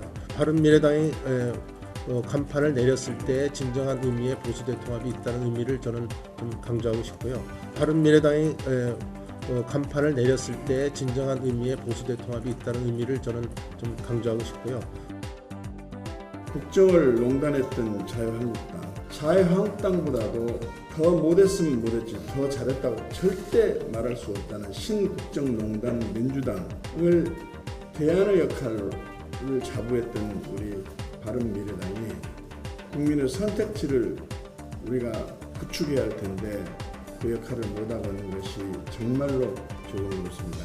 국정을 농단했던 자유한국당, 신국정농단 민주당을 대안의 역할을 자부했던 우리 바른미래당이 그 역할을 못하고 있는 것이 정말로 조금 그렇습니다. 패스트트랙 사건과 관련해 자유한국당 나경원 원내대표가 검찰에 출석했습니다. 고소 고발된 한국당 의원 가운데 첫 소환입니다. 검찰은 나 원내대표를 상대로 회의 방해를 사전에 모의하고 지시했는지 추궁하고 있습니다. 검찰의 세월호 특별수사단이 공식 활동에 나선 가운데 사회적 참사 특별조사위원회는 오늘 전원위원회를 열고 참사 당일 위독한 구조자의 헬기 이송 지연 의혹 등을 검찰에 수사 의뢰하기로 했습니다. 화성 8차 살인 사건의 범인으로 20년 동안 옥살이를 했던 윤모 씨가 법원에 재심을 청구했습니다. 윤 씨는 기자회견에서 자신의 무죄를 다시 한번 주장하고 재판부가 억울함을 풀어줄 것으로 믿는다고 말했습니다. 내일 2020학년 수학능력 시험을 앞두고 오늘 전국 1,185개 시험장에서 예비 소집이 진행됐습니다. 수험생들은 고사장 위치와 선택 영역 과목, 반입 금지 물품 등을 확인했습니다. 내일 아침 서울 기온은 영하 3도까지 내려가고 비나 눈이 오는 곳도 있겠습니다. 일본군 위안부 피해 할머니들이 일본 정부를 상대로 낸 손해배상 청구 소송 첫 재판이 잠시 뒤 열립니다. 재판에 맞춰 국제 앰네스티는 위안부 문제는 반인도적 전쟁 범죄이며 손해배상 청구권을 인정해야 한다는 의견서를 법원에 제출했습니다. 지난달 취업자가 지난해 같은 달보다 41만 9천 명 늘었습니다. 실업자는 10만 8천 명 감소해 15세 이상 고용률은 61.7%로 23년 만에 최고를 기록했습니다.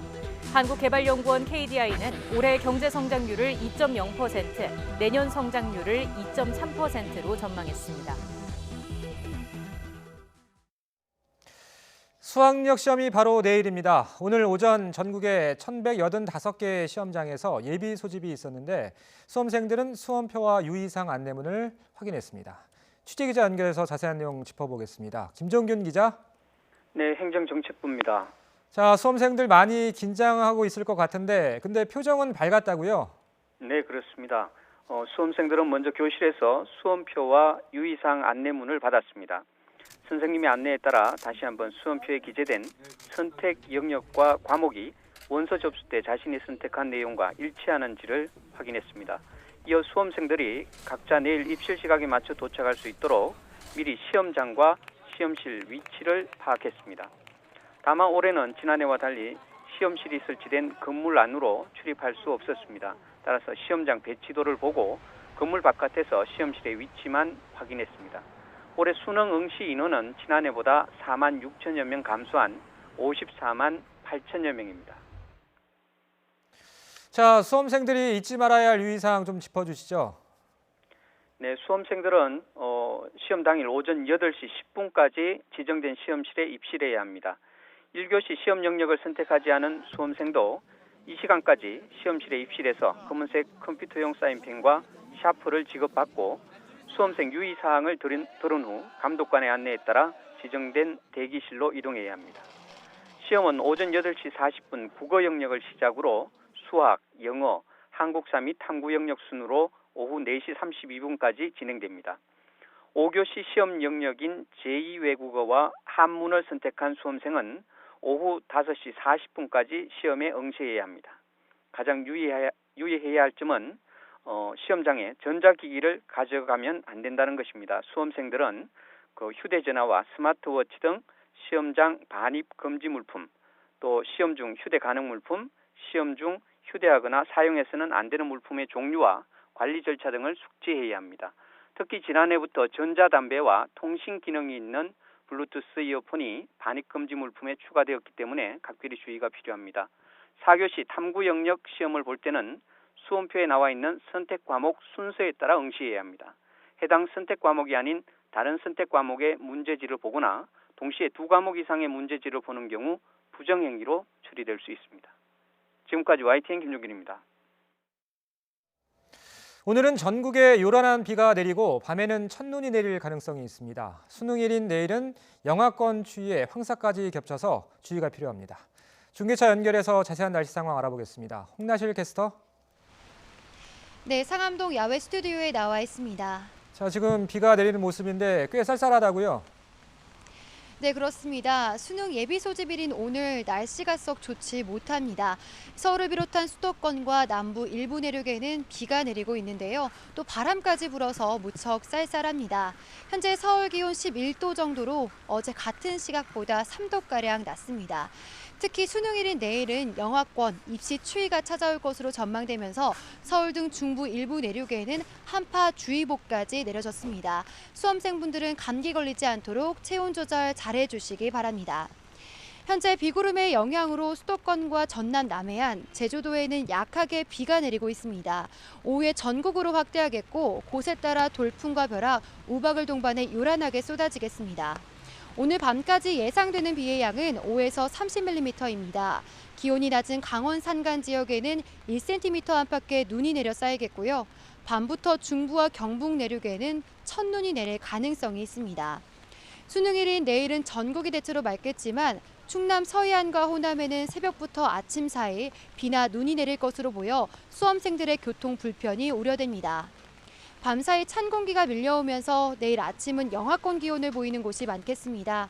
서울 아침 기온 영하 3도로 오늘보다 무려 9도나 낮겠고요.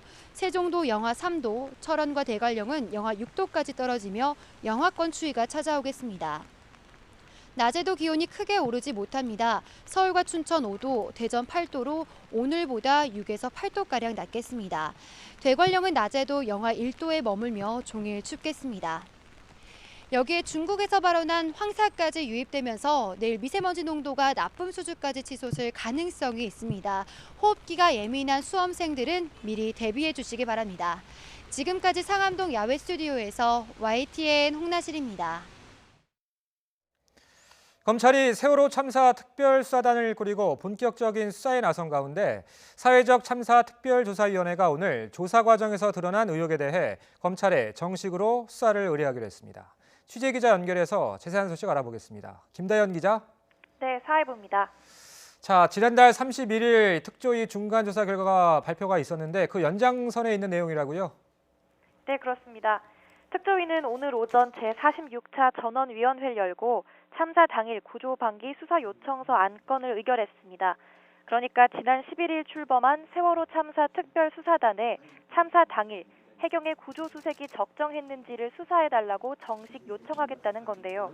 특조위는 지난달 31일 중간조사 발표에서 세월호 희생자 고 임경빈 군이 최초 발견돼 병원으로 이송되는 과정에 문제가 있다고 밝혔습니다. 당시 해경지휘부가 임 군을 응급 헬기에 태우지 않고 4차례나 배를 갈아타게 한 뒤 병원에 도착해 결국 숨지게 했다는 겁니다. 이에 특조위는 당시 구조지휘 체계의 정점에 있던 김 전 해경청장 등 해경지휘부 4명을 업무상 과실치사 혐의로 수사해달라고 공식 요청했습니다. 해상수색 구조 매뉴얼 등을 보면 해경지휘부는 마땅히 수색과 군안 작업을 통솔해 긴급 구조 활동을 해야 하는 의무가 있는데 이를 지키지 않아 결국 임군이 사망에 이르렀다는 겁니다.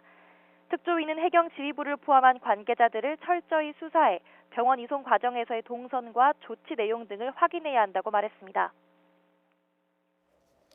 자, 세월호 선사조 청해준 해운 의혹과 관련한 발표도 있었다고요? 네, 특조위는 지난 8월 청해진 해운의 120억 불법 대출 의혹과 관련해 비공개로 검찰에 수사를 의뢰했는데요.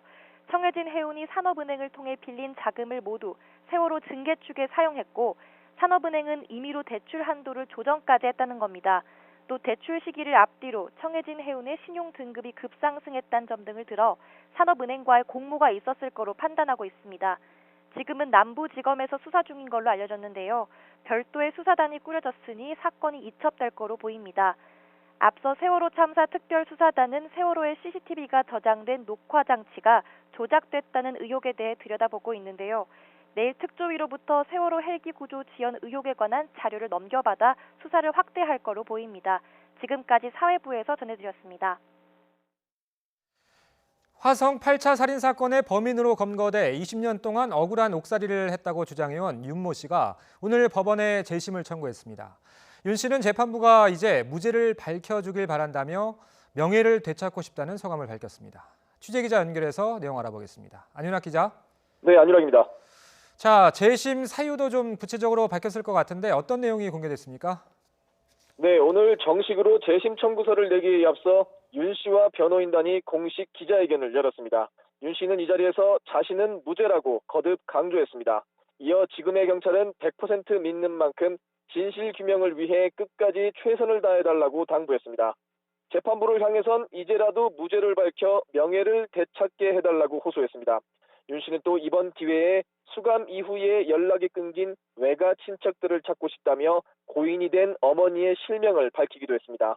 재심을 맡은 박준영 변호사는 재심 사유를 조목조목 설명했습니다. 먼저 당시 범행 현장 상황이나 수법과 일치하는 이춘재의 자백 내용이야말로 윤 씨의 무죄를 입증할 명백한 증거라고 강조했습니다. 특히 피해자의 목에는 범인이 장갑으로 조른 듯한 상처가 남았고 이춘재 또한 맨손으로 범행하지 않았다고 자백했는데 윤 씨의 사건 수사 기록에는 장갑 관련 내용은 없다고 지적했습니다. 과거 경찰이 사건을 조작한 정황 중에 하나라는 겁니다. 박 변호사의 말 직접 들어보시겠습니다. 이춘재의 자백에는 장갑 등 아니면 헝겊 같은 걸 끼고 범행을 저질렀다라는 내용이 들어있을 수밖에 없습니다.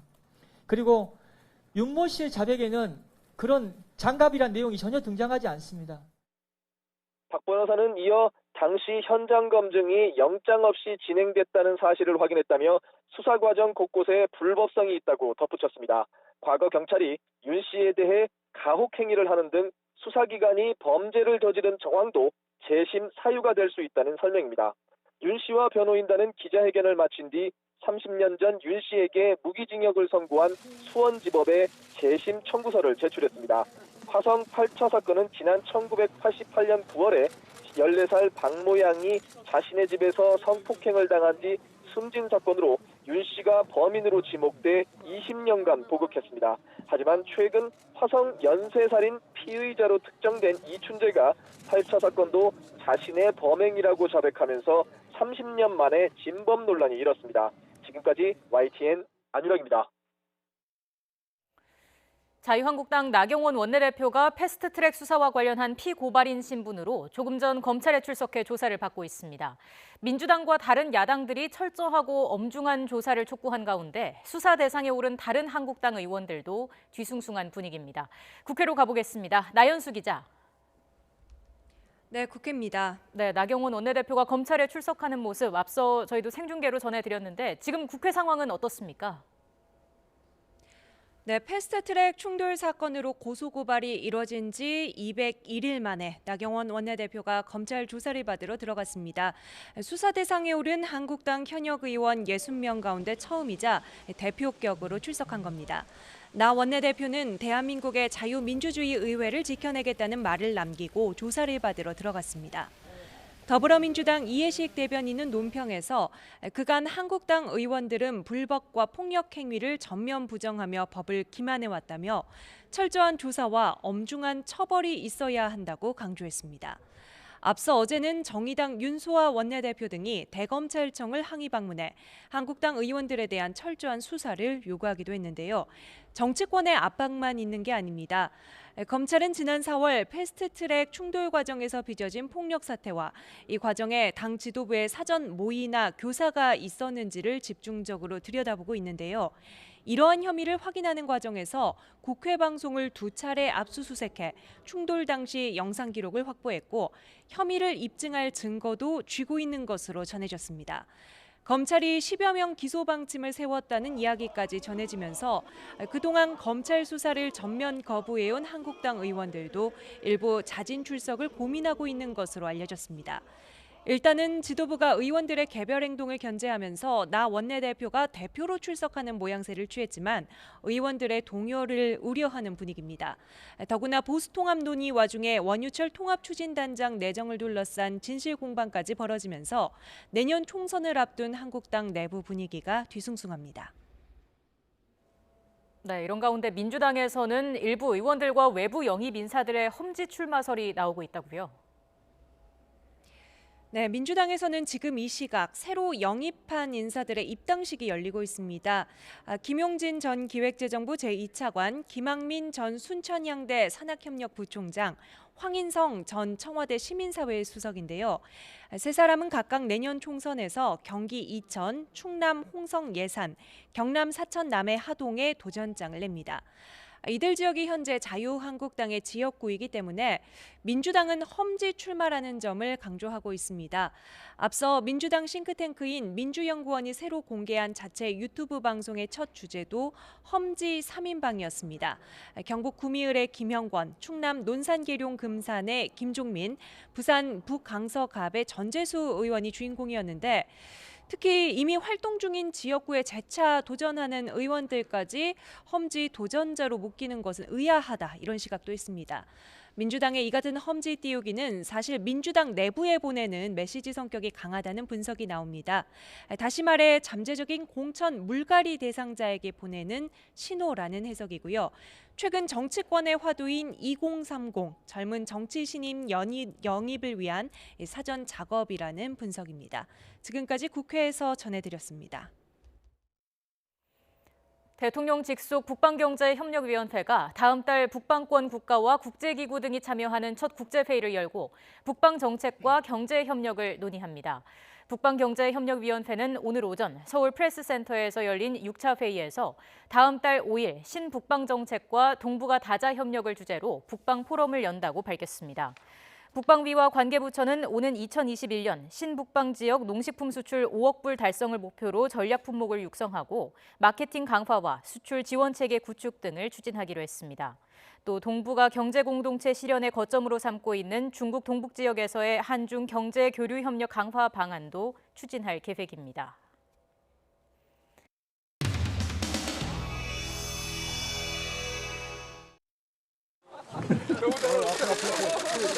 가운데 보내서 원산 수립받으셨습니다. 네, 일단 대중제에 관해서 제주가 앞장서야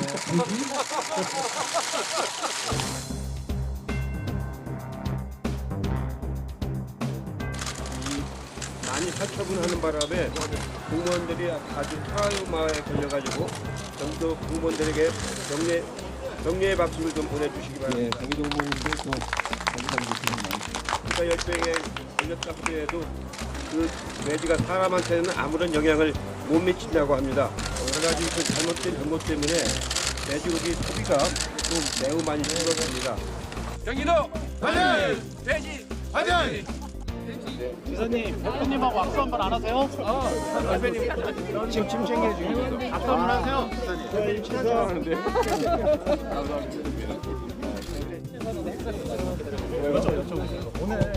오늘 계속 보폭 넓혀 오시다가 당대표까지 있는 행사 이렇게 오늘 참석하시게 됐는데 오늘 어떻게 좀 제안 받으신 거예요? 나가시겠다고 하셨어요? 아니면 제안을 받으셨어요? 아니 뭐 당 대표님께서 우리 한돈 농가들 걱정하셔가지고 이런 행사를 마련해 주셨는데요. 감사드리죠. 아니 그러니까 그래서 연락을 어떻게 받으셨어요? 이렇게 나와 달라 뭐 아니면 당에서 챙겨서 또 야권에서는 또 이재명 구하기가 본격 진행되고 있다. 뭐 이런 평들도 내놓고 있어요. 제가 뭐 죽은 것도 아닌데 구할 필요는 없을 것 같고요. 조금 더 깊게 들어갈게요. 깊게 들어가면 안 됩니다. 아니 하나 더 여쭤볼게요. 지난번에 그 저기 원팀 저녁 자리 있었잖아요. 네. 양정철 원장 또 전해철 의원님하고 네. 그 자리. 문재인 정부가 반드시 성공해야 된다라는 그런 사명 때문에 우리가 분열된 모습을 보여주는 것이 옳지 않다고 해서 일부의 오해 때문에 우리 원팀 정신이 훼손되고 있어서 뭐 그런 의미에서 만든 자리입니다. 오늘 좀 대표님도 오신 것도 좀 도움이 되실 것 같으세요? 대표님도 오신 것도 좀 도움이 되실 것 같으세요? 뭐 지금 현재 30%까지 하락하고 있어서 이건 오해에 기인한 것이기 때문에 그런 오해를 불식하는 데는 크게 도움이 될 것 같습니다. 대표님도 오신 것도 좀 도움이 되실 것 같으세요? 우리 한돈 농가들 고생도 많으시고 뭐 지금 현재 30%까지 지금 돼지 가격이 하락하고 있어서 이건 오해에 기인한 것이기 때문에 그런 오해를 불식하는 데는 크게 도움이 될 것 같습니다. 그 의원님 개인적인 정치 행보나 이런 데도 도움이 되실 것 같으신데요? 한돈 파이팅! 파이팅! 파이팅! 경기도 나무래. 끝나고 왔습니다. 몰라요. 경기도 의원들 나무래. 경기도 나무랍니다. 네. 뭐 한번 화이팅.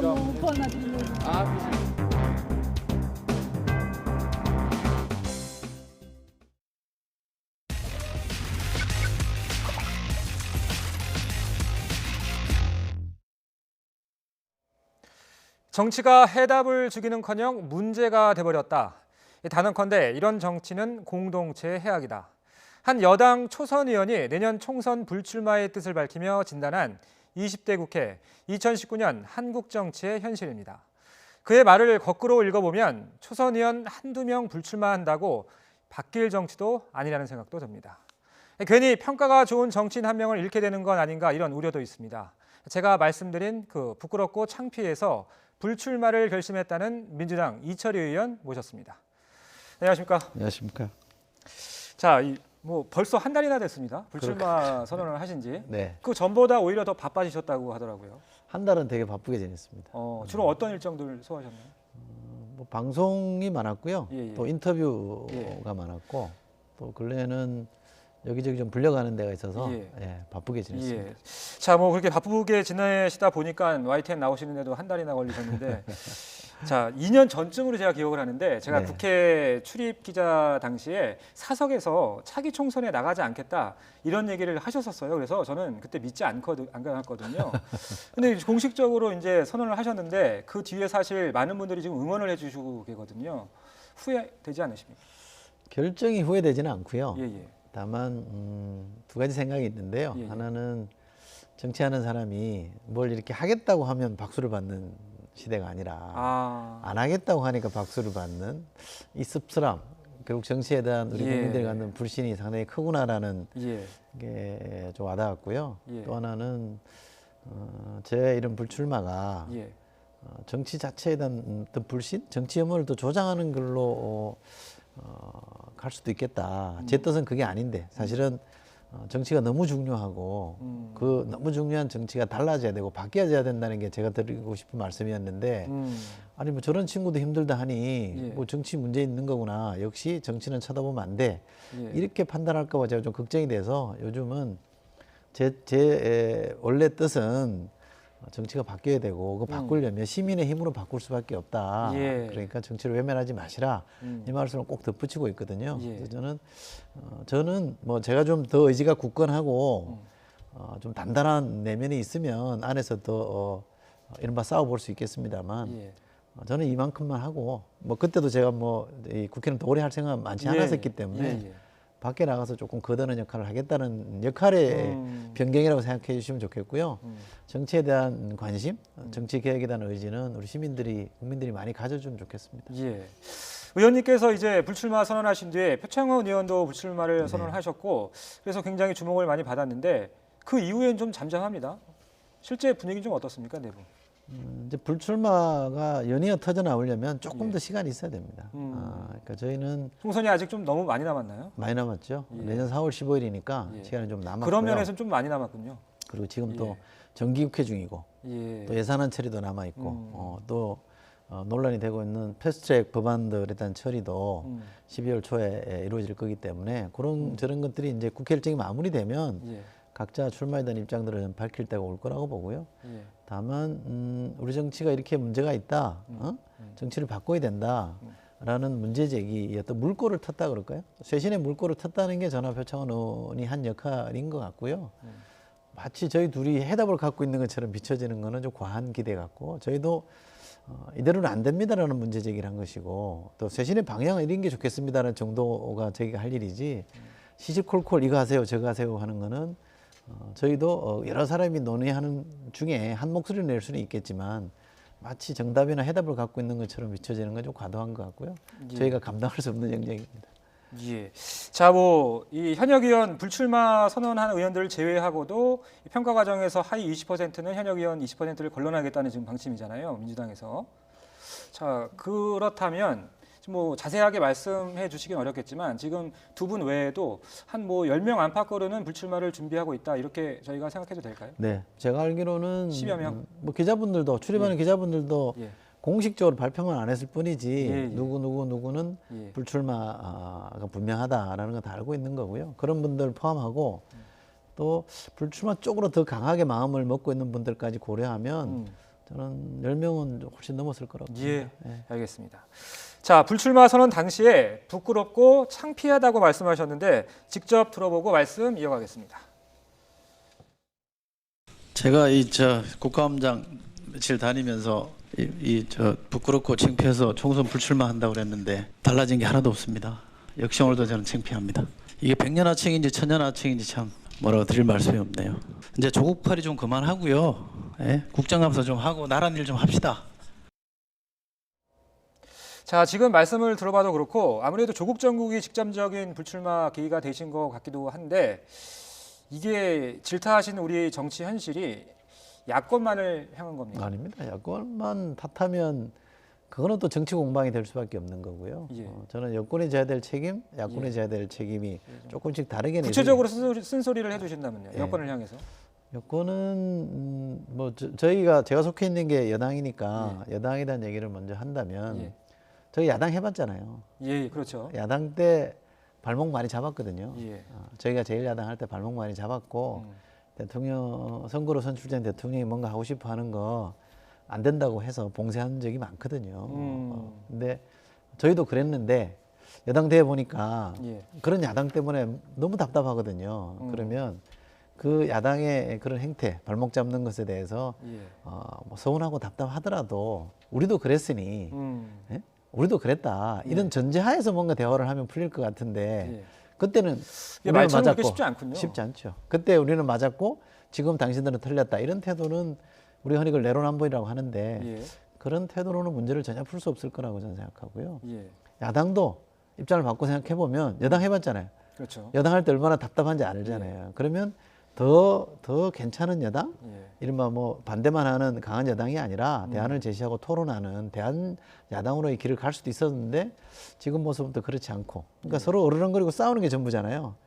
이게 저는 너무 우리 정치의 수준을 많이 떨어뜨리고 있다고 봅니다. 예. 자, 이런 말씀도 하셨어요. 쇄신이 없으면 의원직 사퇴도 할 수 있다고. 우리 의원님께서 말씀하시는 쇄신의 요지는 어떤 건가요? 조금 구체적으로 뭐 1, 2, 3, 4 뭐를 해야 된다 이렇게 말씀드리긴 어렵고요. 가장 중요한 거 한 가지만 말씀해 주신다면.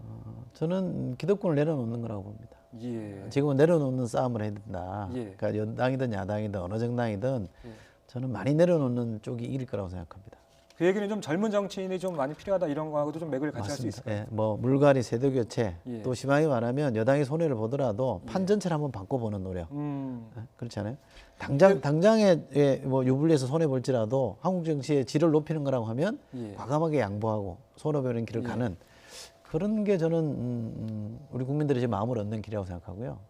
그러면 총선에서 그런 당이 저는 펴줄 거라고 생각합니다. 물갈이의 양보다는 물갈이의 질이 중요하다는 말씀이신 거잖아요. 사실 물갈이는 질이 중요합니다. 양도 중요한데요.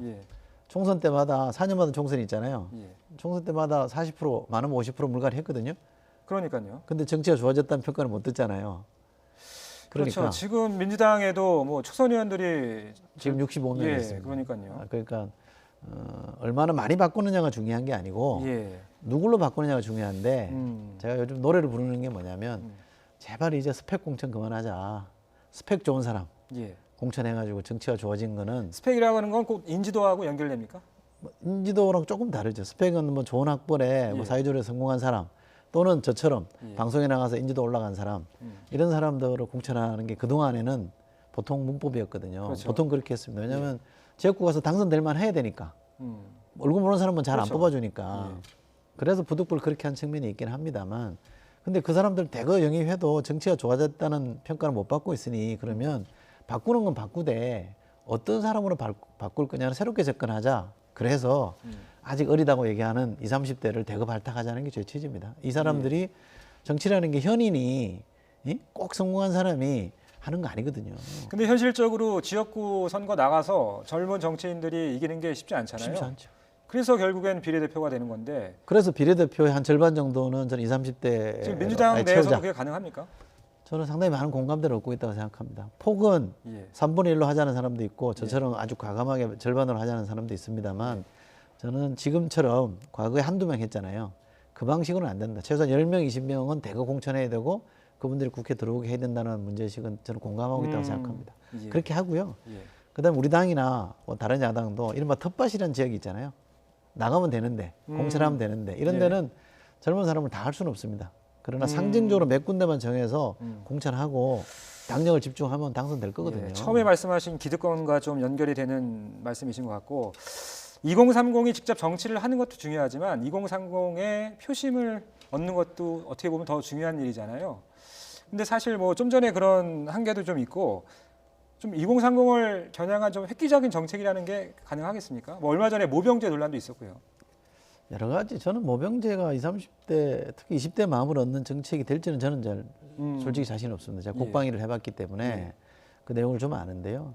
이거 병력을 줄이는 만큼 이 첨단 장비로 대체해야 되기 때문에 돈이 천문학적으로 들어가거든요. 그래서 이게 단기간에 할 수 있는 사안은 아닙니다. 저는 문제의식을 가지고 토론해 보는 것은 필요할 거라고 생각하는데요. 정책적으로 접근할 거는 저는 있다고 봅니다. 예를 들면 저는 개인적으로 좀 주목하는 거는 우리 기본수당 개념을 청년한테 적용해서 청년 기본수당 이런 것도 한번 저희가 충분히 당장 꺼내놓지는 않더라도 충분히 내부 토론을 해볼 만한 저는 사안이라고 보고요. 마음을 얻는 것도 중요하진데요. 20, 30대가 자기들을 대표하는 사람이 국회에 들어와서 의사결정에 참여할 수 있게 해주는 게 저는 더 중요하다고 봅니다. 한 20명이 들어와 있으면 20대, 30대의 세대 이해관계, 그네들이 절실히 요구하는 것들을 국회에 와서 제기할 수 있잖아요. 목소리 낼 수 있잖아요. 20명이 움직이면 의사결정을 왔다 갔다 할 수, 좌우할 수 있는 거기 때문에 그러면 그 세대에게 훨씬 유리한 결정을 저는 할 수 있다고 생각합니다. 그래서 이쯤에는 정당들이 우리는 청년 친화적인 정당입니다. 20, 30대를 겨냥한 정책을 이렇게 많이 내놓겠습니다라는 낡은 방법 쓰지 말고 과감하게 의석을 주고 결정에 참여할 수 있게 해주자라는 게 제 문제의식입니다. 화제를 좀 돌려서 이낙연 총리 등판론을 놓고서 일부 언론 보도이긴 합니다만 여당 내에도 상반된 기류가 있다. 뭐 쉽게 얘기하면 이해찬 대표 측에서 좀 반대하는 거 아니냐. 왜냐하면 노영민 실장께서 말씀하시기를 당의 요청이 있고 본인이 수락하면 놓아드린다. 그 얘기는 당의 요청이 없으면 놓아드리지 않을 수도 있다는 의미로 또 해석이 되더군요. 실제 당내 분위기는 어떻습니까? 그러면 당 대표실에서 어떤 입장을 갖고 있다라고 제가 들은 바는 없고요. 다만 두 가지 생각은 있습니다. 하나는 차기 주자 지지율 조사하면 1등이잖아요. 그렇죠. 그죠? 그것도 압도적인 1등 아닙니까? 그러면 그런 분이 총선에 와서 역할을 하는 게 맞다. 라는 그런 생각을 가지신 분이 있고요. 다른 한 분은 소중한 자산이고 또 총리 후보를 물색하는 데 시간이 좀 걸리니 굳이 서둘러서 올 거 있느냐. 차근차근 이렇게 절차를 밟아서 오는 게 좋지 않겠느냐. 이런 생각을 가지신 분도 있습니다. 난 두 가지 다 저는 문제의식이 있다고 생각합니다. 그래도 의원님의 생각은 어디에 더 가까우신가요? 저는 가급적 빨리 와야 된다고 생각합니다. 전자에 가깝다는 말씀이신 거고. 자, 알겠습니다. 요새 이제 예산 정국이잖아요. 김재현 예결위원장이 뭐 얼마 전에 다른 일로 좀 논란이 되긴 했는데 이런 얘기도 했었어요. 이제 늘 예산 심사할 때마다 논란이 되는 게 소소위 밀실 합의 문제잖아요. 그게 뭐 법적 근거도 없고 또 녹취록도 남지 않다 보니까 어떻게 예산을 늘렸는지 줄였는지를 알 수가 없다 보니까 또 쪽지 예산 문제도 있고요. 논란이 많이 됐었는데 올해는 좀 달라집니까? 그게 안 달라지겠죠. 예결위원장이 그렇게 선언해도 그게 안 되는 겁니까? 이게 협상이라는 걸 해보면 여러 사람이 하다가 잘 합의가 안 되면 또 숫자 줄여서 막판 단판을 해야 되는 거잖아요. 그러면 위원장, 여야 원내대표, 여야 간사 이런 정도가 마지막 단판하는 게 불가피할 거라고 저는 생각하는데 걱정하시는 것만큼 예산을 막 주물럭주면서 국회의원들이 자기 마음대로 여기 붙이고 저기 붙이고 하는 수는 없습니다. 왜냐하면 예산이라는 거는 기본적으로 정액은 정부가 동의를 해줘야 되잖아요. 기재부가 동의를 해줘야 되거든요. 그럼 동의한다는 얘기는 마음대로 큰 틀을 못 흔들게 한다는 것이기 때문에 가급적이면 저는 기록을 남겨두는 게 좋다고 봅니다만 그래도 정치라는 게 마지막 협상의 영역은 또 남아 있어야 되는 거기 때문에 그런 정도로 좀 조금 더 줄여서 남겨두되 협상 그 자체를 너무 배관시할 필요는 없는 것 같고요. 또 큰 틀은 유지가 된다. 그러나 쪽지 예산 몰래 막 집어넣어가지고 막판에 뒤집게 하고 있는 거는 여야 지도부가 분명한 의지를 갖고 안 하겠다고 얘기를 해야 됩니다. 운영의 묘를 좀 살려야 된다는 말씀이신 것 같고요. 자, 사실 오늘 이제 초대한 뭐 이유가 여러 가지가 있는데 세월호 재수사라든지 계엄문건 관련한 입장을 좀 여쭤보려고 하거든요. 뭐 일각에서는 이제 조국 수사 검찰에서 대대적으로 하고 나서 시기적으로 또 총선을 앞둔 상황에서 이 정치적인 수사 아니냐 이런 의심의 눈초리가 있어요. 의원님께서는 어떻게 보시나요? 야당으로서는 시점의 문제를 제기할 수 있겠죠. 그럴 수 있다고 충분한 문제 제기다. 뭐 그럴 수 있죠. 왜냐하면 그런 의구심이 들 수 있는 거니까요. 그럼 총선을 앞두고 있어서 문제가 되는 이유가 이제 주요 수사 대상 중에 하나가 이 수사 외압 의혹이잖아요. 당시에 법무부 장관이었던 한국당 황교안 대표를 겨냥하고 있기 때문에 이 부분에서 대검에서 질의를 하셨더라고요. 네. 그 장면 함께 보고 계속해서 이야기 나눠보겠습니다. 뜻을 따라서 법무부가 나서서 이른바 업과사를 빼라, 영장 청구할 때 빼라 이랬다는 거 아닙니까? 법률 전문가들은 딱 부러지는 이건 직권남용이다 이렇게 한단 말이죠. 실제로 여기에 대해서 검찰 내부도 제가 알기로는 저 수사를 해서 외압이 있었는지 없었는지를 밝혀야 된다. 그렇게 해야 된다는 의견도 상당수 있다고 보는데 총장 왜 안 하십니까? 뭐 사건이 접수가 되면은 저희가 하여튼 종합적으로 이렇게 잘 검토를 해보겠습니다. 자, 뭐 원론적인 수준의 말씀으로도 이해가 되긴 하는데 좀 어떤 외압의 구체적인 증거라든지 이런 것들이 좀 있습니까? 지금 의지만 있으면 외압의 증거를 찾는 건 저는 어렵지 않다고 듣고 있고요. 예. 저는 진작에 했어야 된다고 생각합니다. 제 생각은 그렇고요. 지금 야당은 왜 이 시점에 하느냐에 대한 문제제기는 할 수 있을 겁니다만 그러나 요 앞선 사례, 조국 전 장관의 사례를 보더라도 이러저러한 정치적 고려를 하지 않는 게 더 맞다. 검찰은 그래야 된다라고 지금 야당도 주장한 거 아닙니까? 그때 한 거는 맞고 지금 한 거는 오해 여지가 있으니까 하면 안 된다. 이렇게 얘기할 거는 저는 아니라고 보고요. 또 저는 검찰이 딱히 황교안 전 총리를 겨냥하고 있다고 보지는 않습니다. 그거는 가다 보면 뭐 실체가 나오면 누구라도 성의 없이 해야 되겠습니다만 지금 누군가 제일 야당의 대표를 겨냥해서 표적 수사하고 있다고 저는 생각하지는 않고요. 또 하나 꼭 덧붙이고 싶은 말씀은 뭐 법무부 장관에 대해서도 성의 없이 수사하는데 민정수석하고 이른바 살아있는 권력의 표본이라고 하는 민정수석과 법무부 장관한테도 그런 정도의 칼날을 들이대는데 제일 야당 대표는 못한다? 저는 그것도 논리적으로 안 맞다고 봅니다. 예. 자, 뭐 언제부턴가 검찰 수사가 진행되면 누구를 소환할 것이냐가 요즘에 항상 문제가 됩니다. 그런데 이제 뭐 당연히 수사가 이루어져야 한다고 하시는데 총선을 앞둔 시점, 뭐 지금도 이렇게 문제 제기가 이어지는데 만약에 제1야당 대표를 부르기 위해선 수사가 상당히 진척된 상황에서 불러야 되잖아요. 아, 그럼요. 그럼 총선을 이제 코앞에 두고 부를 수도 있는 상황인 건데 가능하겠습니까? 왜냐하면 총선 개입 이렇게 또 문제로 불거질 수도 있기 그럴 때문에 수 있죠. 예. 야당도 물론이거니와 여당한테도 부담이 될 수도 있거든요. 그러니까 그 문제도 역지사지하면 된다고 봅니다. 그러니까 조국 전 장관 관련해서 저희가 취했던 입장이 있고 야당이 취했던 입장이 있잖아요. 그걸 역지사지해 보면 저는 이 문제에 대해서도 서로 이해할 대목이 있다고 봅니다. 검찰도 정치적 오해를 피하기 위한 노력은 해야 되죠. 그리고 뭐 총선 전 임박해서 부른다? 만약에 그 이후에 부르는 게 맞다고 하면 그 후에 부르면 좋죠. 굳이 총선 전에 불러서 정책 논란을 불러일으킬 이유는 저는 없다고 생각합니다만 지금 예단할 일은 아니다. 알겠습니다. 자, 끝으로 개헌 문건 관련해서 좀 여쭤볼게요. 지난해 7월에 이제 처음 공개를 하셨었는데 최근에도 이제 관련한 문건이 계속 공개가 되고 있고요. 그런데 이제 하태경 의원 쪽에서 최종본이라고 공개하면서 여기에는 문제가 되는 부분은 다 생략이 돼 있다. 목차를 보면. 뭐 누구 말이 맞는 겁니까? 일단은 이제 군인권센터에서 하는 얘기가 그 최종본이라고 하는 건 문재인 정부 출범 직후에 기무사에서 자신들의 그런 과오를 감추기 위해서 세탁한 문건이다 이렇게 주장을 하더군요. 어느 말이 맞는 겁니까? 최근에 나온 공개 문건은 제가 다 챙겨서 비교를 안 해봤습니다만 쉽게 간명하게 이해하면 이런 겁니다. 그러니까 최종본이라는 거는 맨 마지막 시점에 작성된 게 최종본이냐? 그건 아닙니다. 그렇죠. 목적마다 다를 수 있으니까. 그렇지. 그런 가감이 있을 수 있는 거죠. 그러니까 가장 종합적으로 검토한 게 최종본이 될 수 있는 거죠. 그리고 윗선에 보고할 때 가장 보고 시점이 언제냐에 그렇죠. 따라 최종본이 달라질 수도 그렇죠. 있다. 그렇게 보면 제가 공개했던 게 저는 최종본이라고 알고 있고요. 그게 준해서 저는 본문된다고 생각하는데 이 문제는 이런 겁니다. 그러니까 헌재에서 탄핵을 기각했을 경우 국민적 분노 이게 이제 시위로 이어질 거 아닙니까, 그죠? 이 국민적 분노를 어떻게 감당할 거냐라는 게 당시 이 청와대에 있었던 사람이나 내각의 문제의식이었거든요. 그래서 군을 동원해서 막자라고 얘기한 거고 군을 동원하는 게 너무 무리해 보이니까 이러저러한 이유를 갖다 붙인 겁니다. 근데 실행은 안 된 거잖아요. 그러니까 우선 그런 계획은 세운 건 분명하다. 실행은 안 됐다. 이 두 가지 전제를 가지고 우리가 차분하게 이 문제를 바라봐야지 너무 과도하게 좀 부풀리는 거 저는 그건 좀 이 문제를 바라보는데 쓸데없는 노이즈만 일으킬 거라고 저는 생각합니다. 자, 오늘 뭐 짧지 않은 시간 동안 여러 가지 말씀해 주셨는데 총선 불출마 선언 이제 한 달이 됐습니다. 민주당 이철희 의원과 함께 이야기 나눠봤습니다. 고맙습니다. 고맙습니다.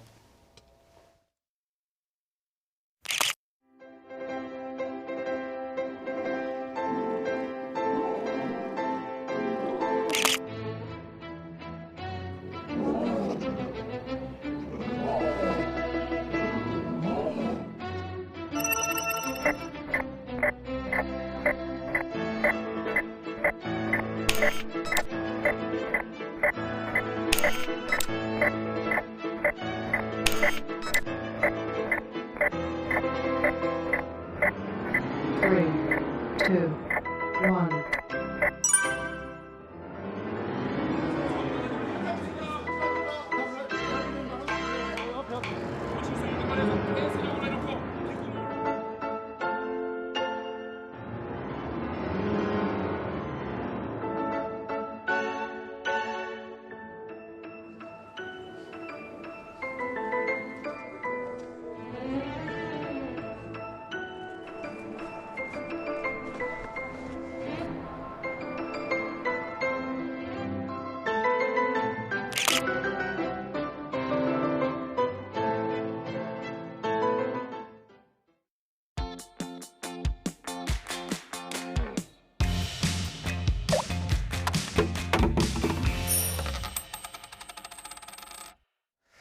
얼마 전 44조 원이라는 단일 세일 기간 최대 거래액을 기록한 중국의 전자상거래 기업 알리바바는 5년 전 뉴욕 증시에 상장됐습니다.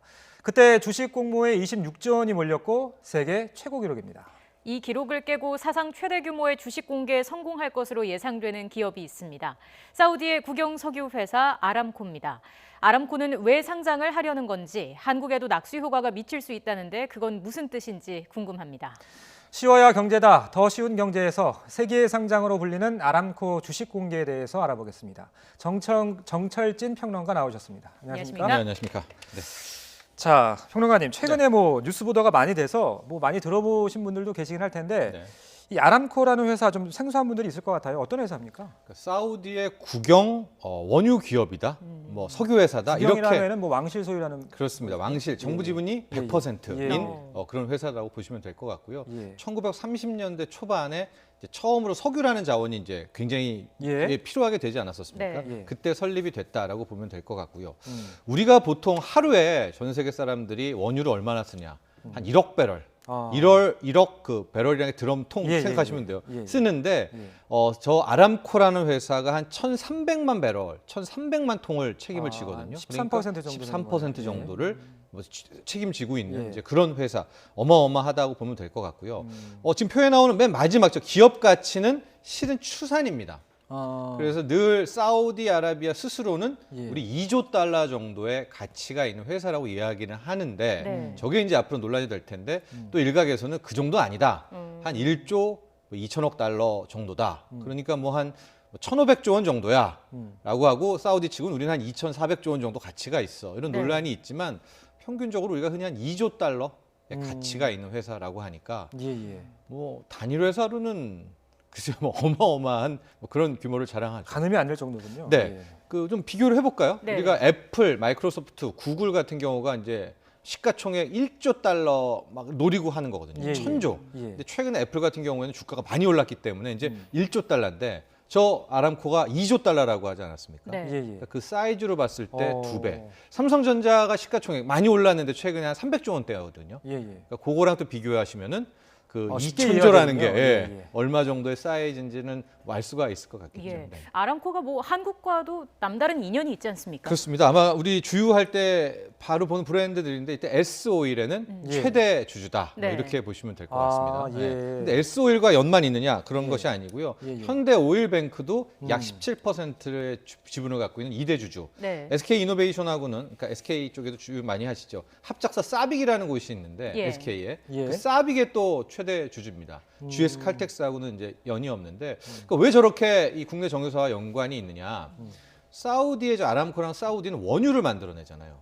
반면에 우리 저기 뭐 칼텍스인지 S-오일인지 현대오일뱅크는 정유를 하는 정제 마진의 기술이 있지 않겠습니까? 그러니까 서로가 필요한 거예요.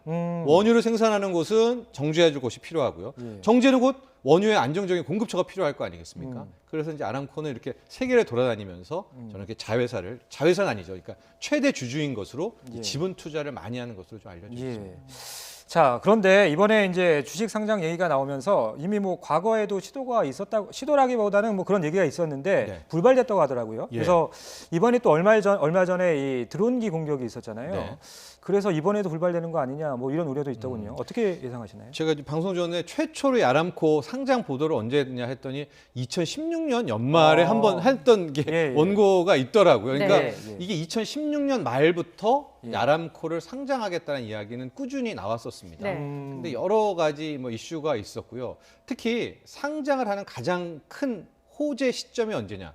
유가가 아무래도 높았을 때가 그렇겠군요. 더 가치도 높아지고 상장하려는, 즉 사우디아라비아 이 정부 쪽에서는 유리할 거 아니겠습니까? 근데 그동안에 유가의 부침이 심해서 굉장히 연기됐다가 지금은 그럼 또 연기하는 거 아니냐 할 텐데 보도나 이런 상황을 보면 거의 이제 요번만큼은 진짜 상장하는 것 같고요. 그래서 IPO 작업이 굉장히 구체화된 것 같습니다.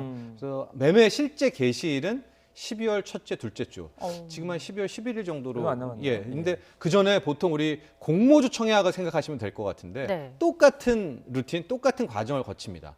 먼저 이 가격은 어느 정도가 된다라는 공모가를 정하게 되면 기관 투자자라든가 개인 투자자를 살 사람들은 오세요 하게 되면 그분들에게 청약을 받고요. 나중에 공모가와 함께 뭐 경쟁률대로 돌려줄 그 과정을 거치게 되는데 지금 화면에 나오지만 12월 11일부터는 본격적으로 매매를 하게 될 텐데요. 여기에서 이제 우리가 또 하나 알아둬야 될 게 아람코는 지금 100% 지분을 다 상장할 계획이 아닙니다. 그러니까 얼마나 하나요? 한 5% 정도. 뭐 어떤 데는 10%까지도 경우에 따라서 늘릴 것 같은데 한 5%라고 보면 될 것 같고요. 그 5%면은 쉽게 말해서 한 100조 원, 110조 원이겠죠. 꽤 되는군요. 예, 근데 그 5%도 한 1, 2%는 자국, 그러니까 사우디의 그 타다울 거래소거든요. 리야드 증시에. 타다울의 한 1, 2% 하고 나머지 한 3, 4%를 해외인데 아마도 뉴욕 증시 가능성이 높기는 하는데 뭐 그게 뭐 일본이 됐든 해외는 다시 이제 얘기는 하겠지만 일단은 자국 사우디의 전체 지분의 한 1, 2% 정도를 먼저 시작을 한다 이렇게 보면 될 것 같습니다. 그 타다울 증권거래소에서 특별히 게시하는 이유가 있습니까? 일단 자기 회사니까 어느 정도 자국에서 먼저 오픈을 하는 것이 맞겠죠. 그러나 보시면 알겠지만 자국의 이 상장하는 규모보다 해외 상장 어디가 될지 모릅니다. 아직까지 거기 규모가 훨씬 더 클 것 같고요. 제가 봤을 때는 그 해외 상장의 히트 뭐 열광 인기에 따라서 지분을 좀 더 풀 수도 있을 것 같습니다. 그렇기 때문에 향후 뭐 국내 상장, 여기서 국내는 사우디입니다. 상장보다는 이제 해외 상장 때 더 큰 이슈가 나올 것 같습니다.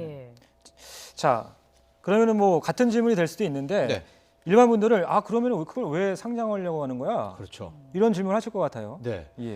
왜 상장하려고? 돈이 필요한 겁니까 회사에서? 정답입니다. 우리 돌아가 보면 음모론도 많이 나왔는데 이제 사우디의 빈사면 왕세자가 되고 사우디 뭐 비전 2030 뭐 이 발표도 하게 되면서 앞으로 사우디를 기존의 석유 원유 중심에서 완전히 대전환을 하겠다라고 하지 않습니까? 뭐 관광, 레저, 물류 또 신산업으로 한다고 하지 않았었습니까? 근데 그때 뭐가 필요하겠습니까? 일단 돈이 필요하기 때문에 적어도 이제 상장을 하게 되면 어쨌든 대중에게 자신의 그 알짜 회사인 아람코는 공개하지만 돈이 들어오니까 그 돈을 가지고 사우디는 이제 석유에서 원유에서 신산업 혹은 물류 엔터테인먼트로 큰 전환을 하려는 그 자금 마련이 가장 크다.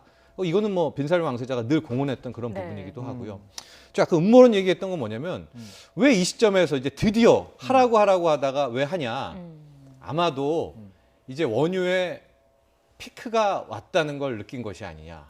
이건 음모론입니다. 왜냐하면 실제적으로 지금 우리 인간 인류의 기술이 막 달 날아가고 뭐 화성 가고 천왕성, 명왕성까지 날아가는데 지구 안에 있는 원유의 매장량은 아무도 모릅니다. 여러 가지 학설이 있을 뿐이지 정확하게는 누구도 확신을 못해요. 그러니까 많은 뭐 사람들이 그렇죠. 아니 왜 지구 안에 있는 원유를 왜 파악을 못할까? 누구는 혹시 알고 있는데 모른다고 하는 거 아니고 뭐 이제 이런 음모론이거든요. 그러니까 사우디 아람코라는 이 회사가 상장한다는 것은 실은 이게 알짜 회사긴 하지만 어쩌면 석유 시대의 종언을 뜻하는 그런 또 상징적인 의미를 해석하기도 합니다. 뭐 중국의 어떤 국영 기업이나 투자 회사들이 10조 원 이상을 뭐 투자할 것이다 이런 얘기도 나오던데 한국 자금은 얼마나 들어갈까요? 글쎄요, 이거는 정말로 이제 봐야 될 것 같은데 일단 개인은 아무리 돈이 많아도 0.5% 이상은 안 받습니다. 선언을 했기 때문에 지금 보면 주관사의 역할이 여러 가지가 있는데 뭐 이 기업 가치가 얼마 계산하고 실은 이것은 뭐 속된 말로 주관사의 이제 막내 일꾼들이 하는 거고요. 가장 상위층 뭐 지금 골드만삭스니 JP모건인지 다 뛰어들었는데 뭐 하냐? 소위 말하는 자금 끌어들이는 역할. 를 합니다. 전주겠죠. 그러니까 기관 투자자를 탁 돌아다니면서 지금 홍보하고 얼마 투자할 겁니다.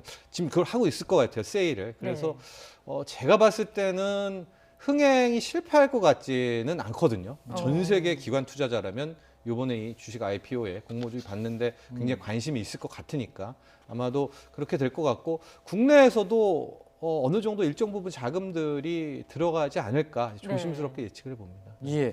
그러면 좀 우리 기업들한테도 기회가 올 수도 있겠네요. 뭐 얼마 전에 그 실권자가 왕세자가 이제 왔다 갔었잖아요. 네. 또 예. 방한도 했었고요. 예. 굉장히 좀 좋은 질문이신데요. 이거 우리에겐 무슨 관계냐? 아까 제가 말했잖아요. 빈셀 왕세자는 큰 틀의 전환을 하는데 전환하고 싶은 대표적인 게 역시 뭐 물류라든가 레저, 엔터테인먼트 또 신산업이란 말이죠. 예. 굉장히 다양하네요, 분야가. 근데 핵심은 역시 건설이 아니겠습니까? 뭔가 지어야 되니까 결과적으로 요번에 이 상장에 이 약간 나비 효과식으로 기대감을 갖는 것이 국내 건설 업계입니다. 실제 국내 주식 시장에 좀 반영이 됐나요, 호재가? 최근에 그러니까 몇몇 주가들이 오르고는 있습니다. 이게 꼭 이것 때문인지라고 뭐 연관성을 찾기는 어렵지만은 어느 정도의 영향은 미치지 않았을까 이렇게 바라보고 있고 이게 꼭 비단 건설뿐만이 아니라 앞으로 사우디가 큰 틀에서의 산업 구조 재편을 하게 될 경우 신산업 분야라든가 또는 엔터 분야라든가 엔터테인먼트 우리에게도 상당 부분 우리가 잘하는 부분이 많으니까요.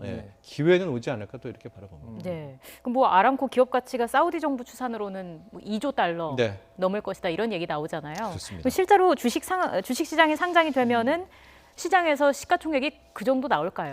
이제 그건 봐야 되는데 이제 유가의 향방과 거의 이 기업 가치는 비슷하게 움직일 것 같습니다. 그러니까 향후 지금 상장할 때도 그렇고 앞으로 올해 연말 뭐 내년 초에 유가에 따라서 주가도 거의 비슷한 움직임을 보이지 않을까 이런 생각을 해보는데 그래서 얼마 전에 막 이란이 우리가 어마어마한 유전을 발굴했다 막 이렇게 뉴스에도 흘리고 그러지 않았었습니까? 이 이유는 또 이란을 견제하는 거죠. 이런 식으로.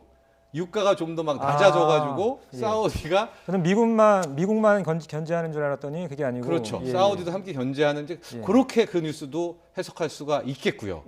반대로 또 사우디아라비아는 당연히 감산 같은 거를 단기간에 할 수가 있겠죠. 왜냐하면 유가를 초반에 좀 끌어올려야 자신들이 상장 이후에 주가도 따라 올라갈 테니까 뭐 그런 것도 조심스럽게 예상을 해볼 수가 있을 것 같은데 최근에 아주 공교로운 외신 중에 하나가 미국의 쉐일 업계들이 있잖아요. 쉐일 회사라고 이 중동과는 거의 이제 앙숙인가요? 경쟁이었는데 쉐일 업계 추가 대출이 뭐 연말까지 안 된다 뭐 이런 뉴스가 나왔어요. 그러니까 이거를 뭐지 이렇게 할 때 좀 정치적으로 해석해 본다면 미국 역시도 좀 아람코가 상장을 하게 되니까 일단 자국 내 업계임에도 불구하고 쉐일 업계는 일단 좀 잠깐 뭐 쉬는 듯한 그런 배려를 또 미국도 해주는 게 아닌가 이렇게 해석하고 바라보는 시각도 있더라고요.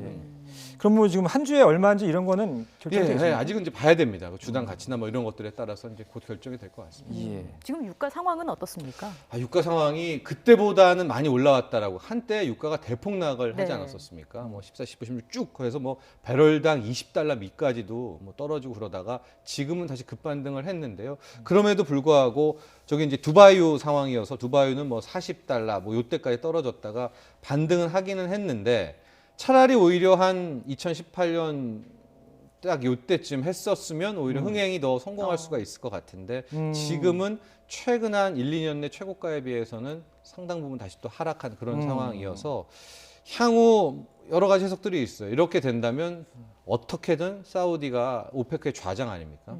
감산을 통해서라도 유가를 끌어올리려고 할 것이다. 아람코 이야기. 상장하고 국제 유가 사이에 상관관계가 있다는 말씀이신가요? 그렇죠. 한 단계 뛰어넘는 해석인 거죠. 아람코 상장 후에 주가를 올리려면 사우디 입장에서 유가가 올라야 되니까 어떻게든 생산을 줄여서라도 유가를 띄우려는 움직임이 있을 것이다. 이런 생각도 하고 반면에 또 뭐 이란이라든가 반 미국 사우디 연계 세력들에서는 유가를 더 끌어내리려고 할 것이다. 뭐 이런 충돌들이 관련해서 나올 것도 같습니다. 자, 세기의 상장이라고 저희가 앞서서 말씀드렸는데 이 사우디 석유회사 아람코 주식 공개에 대한 내용 자세히 알아봤습니다. 어려운 내용인데 쉽게 잘 설명해 주셨습니다. 고맙습니다.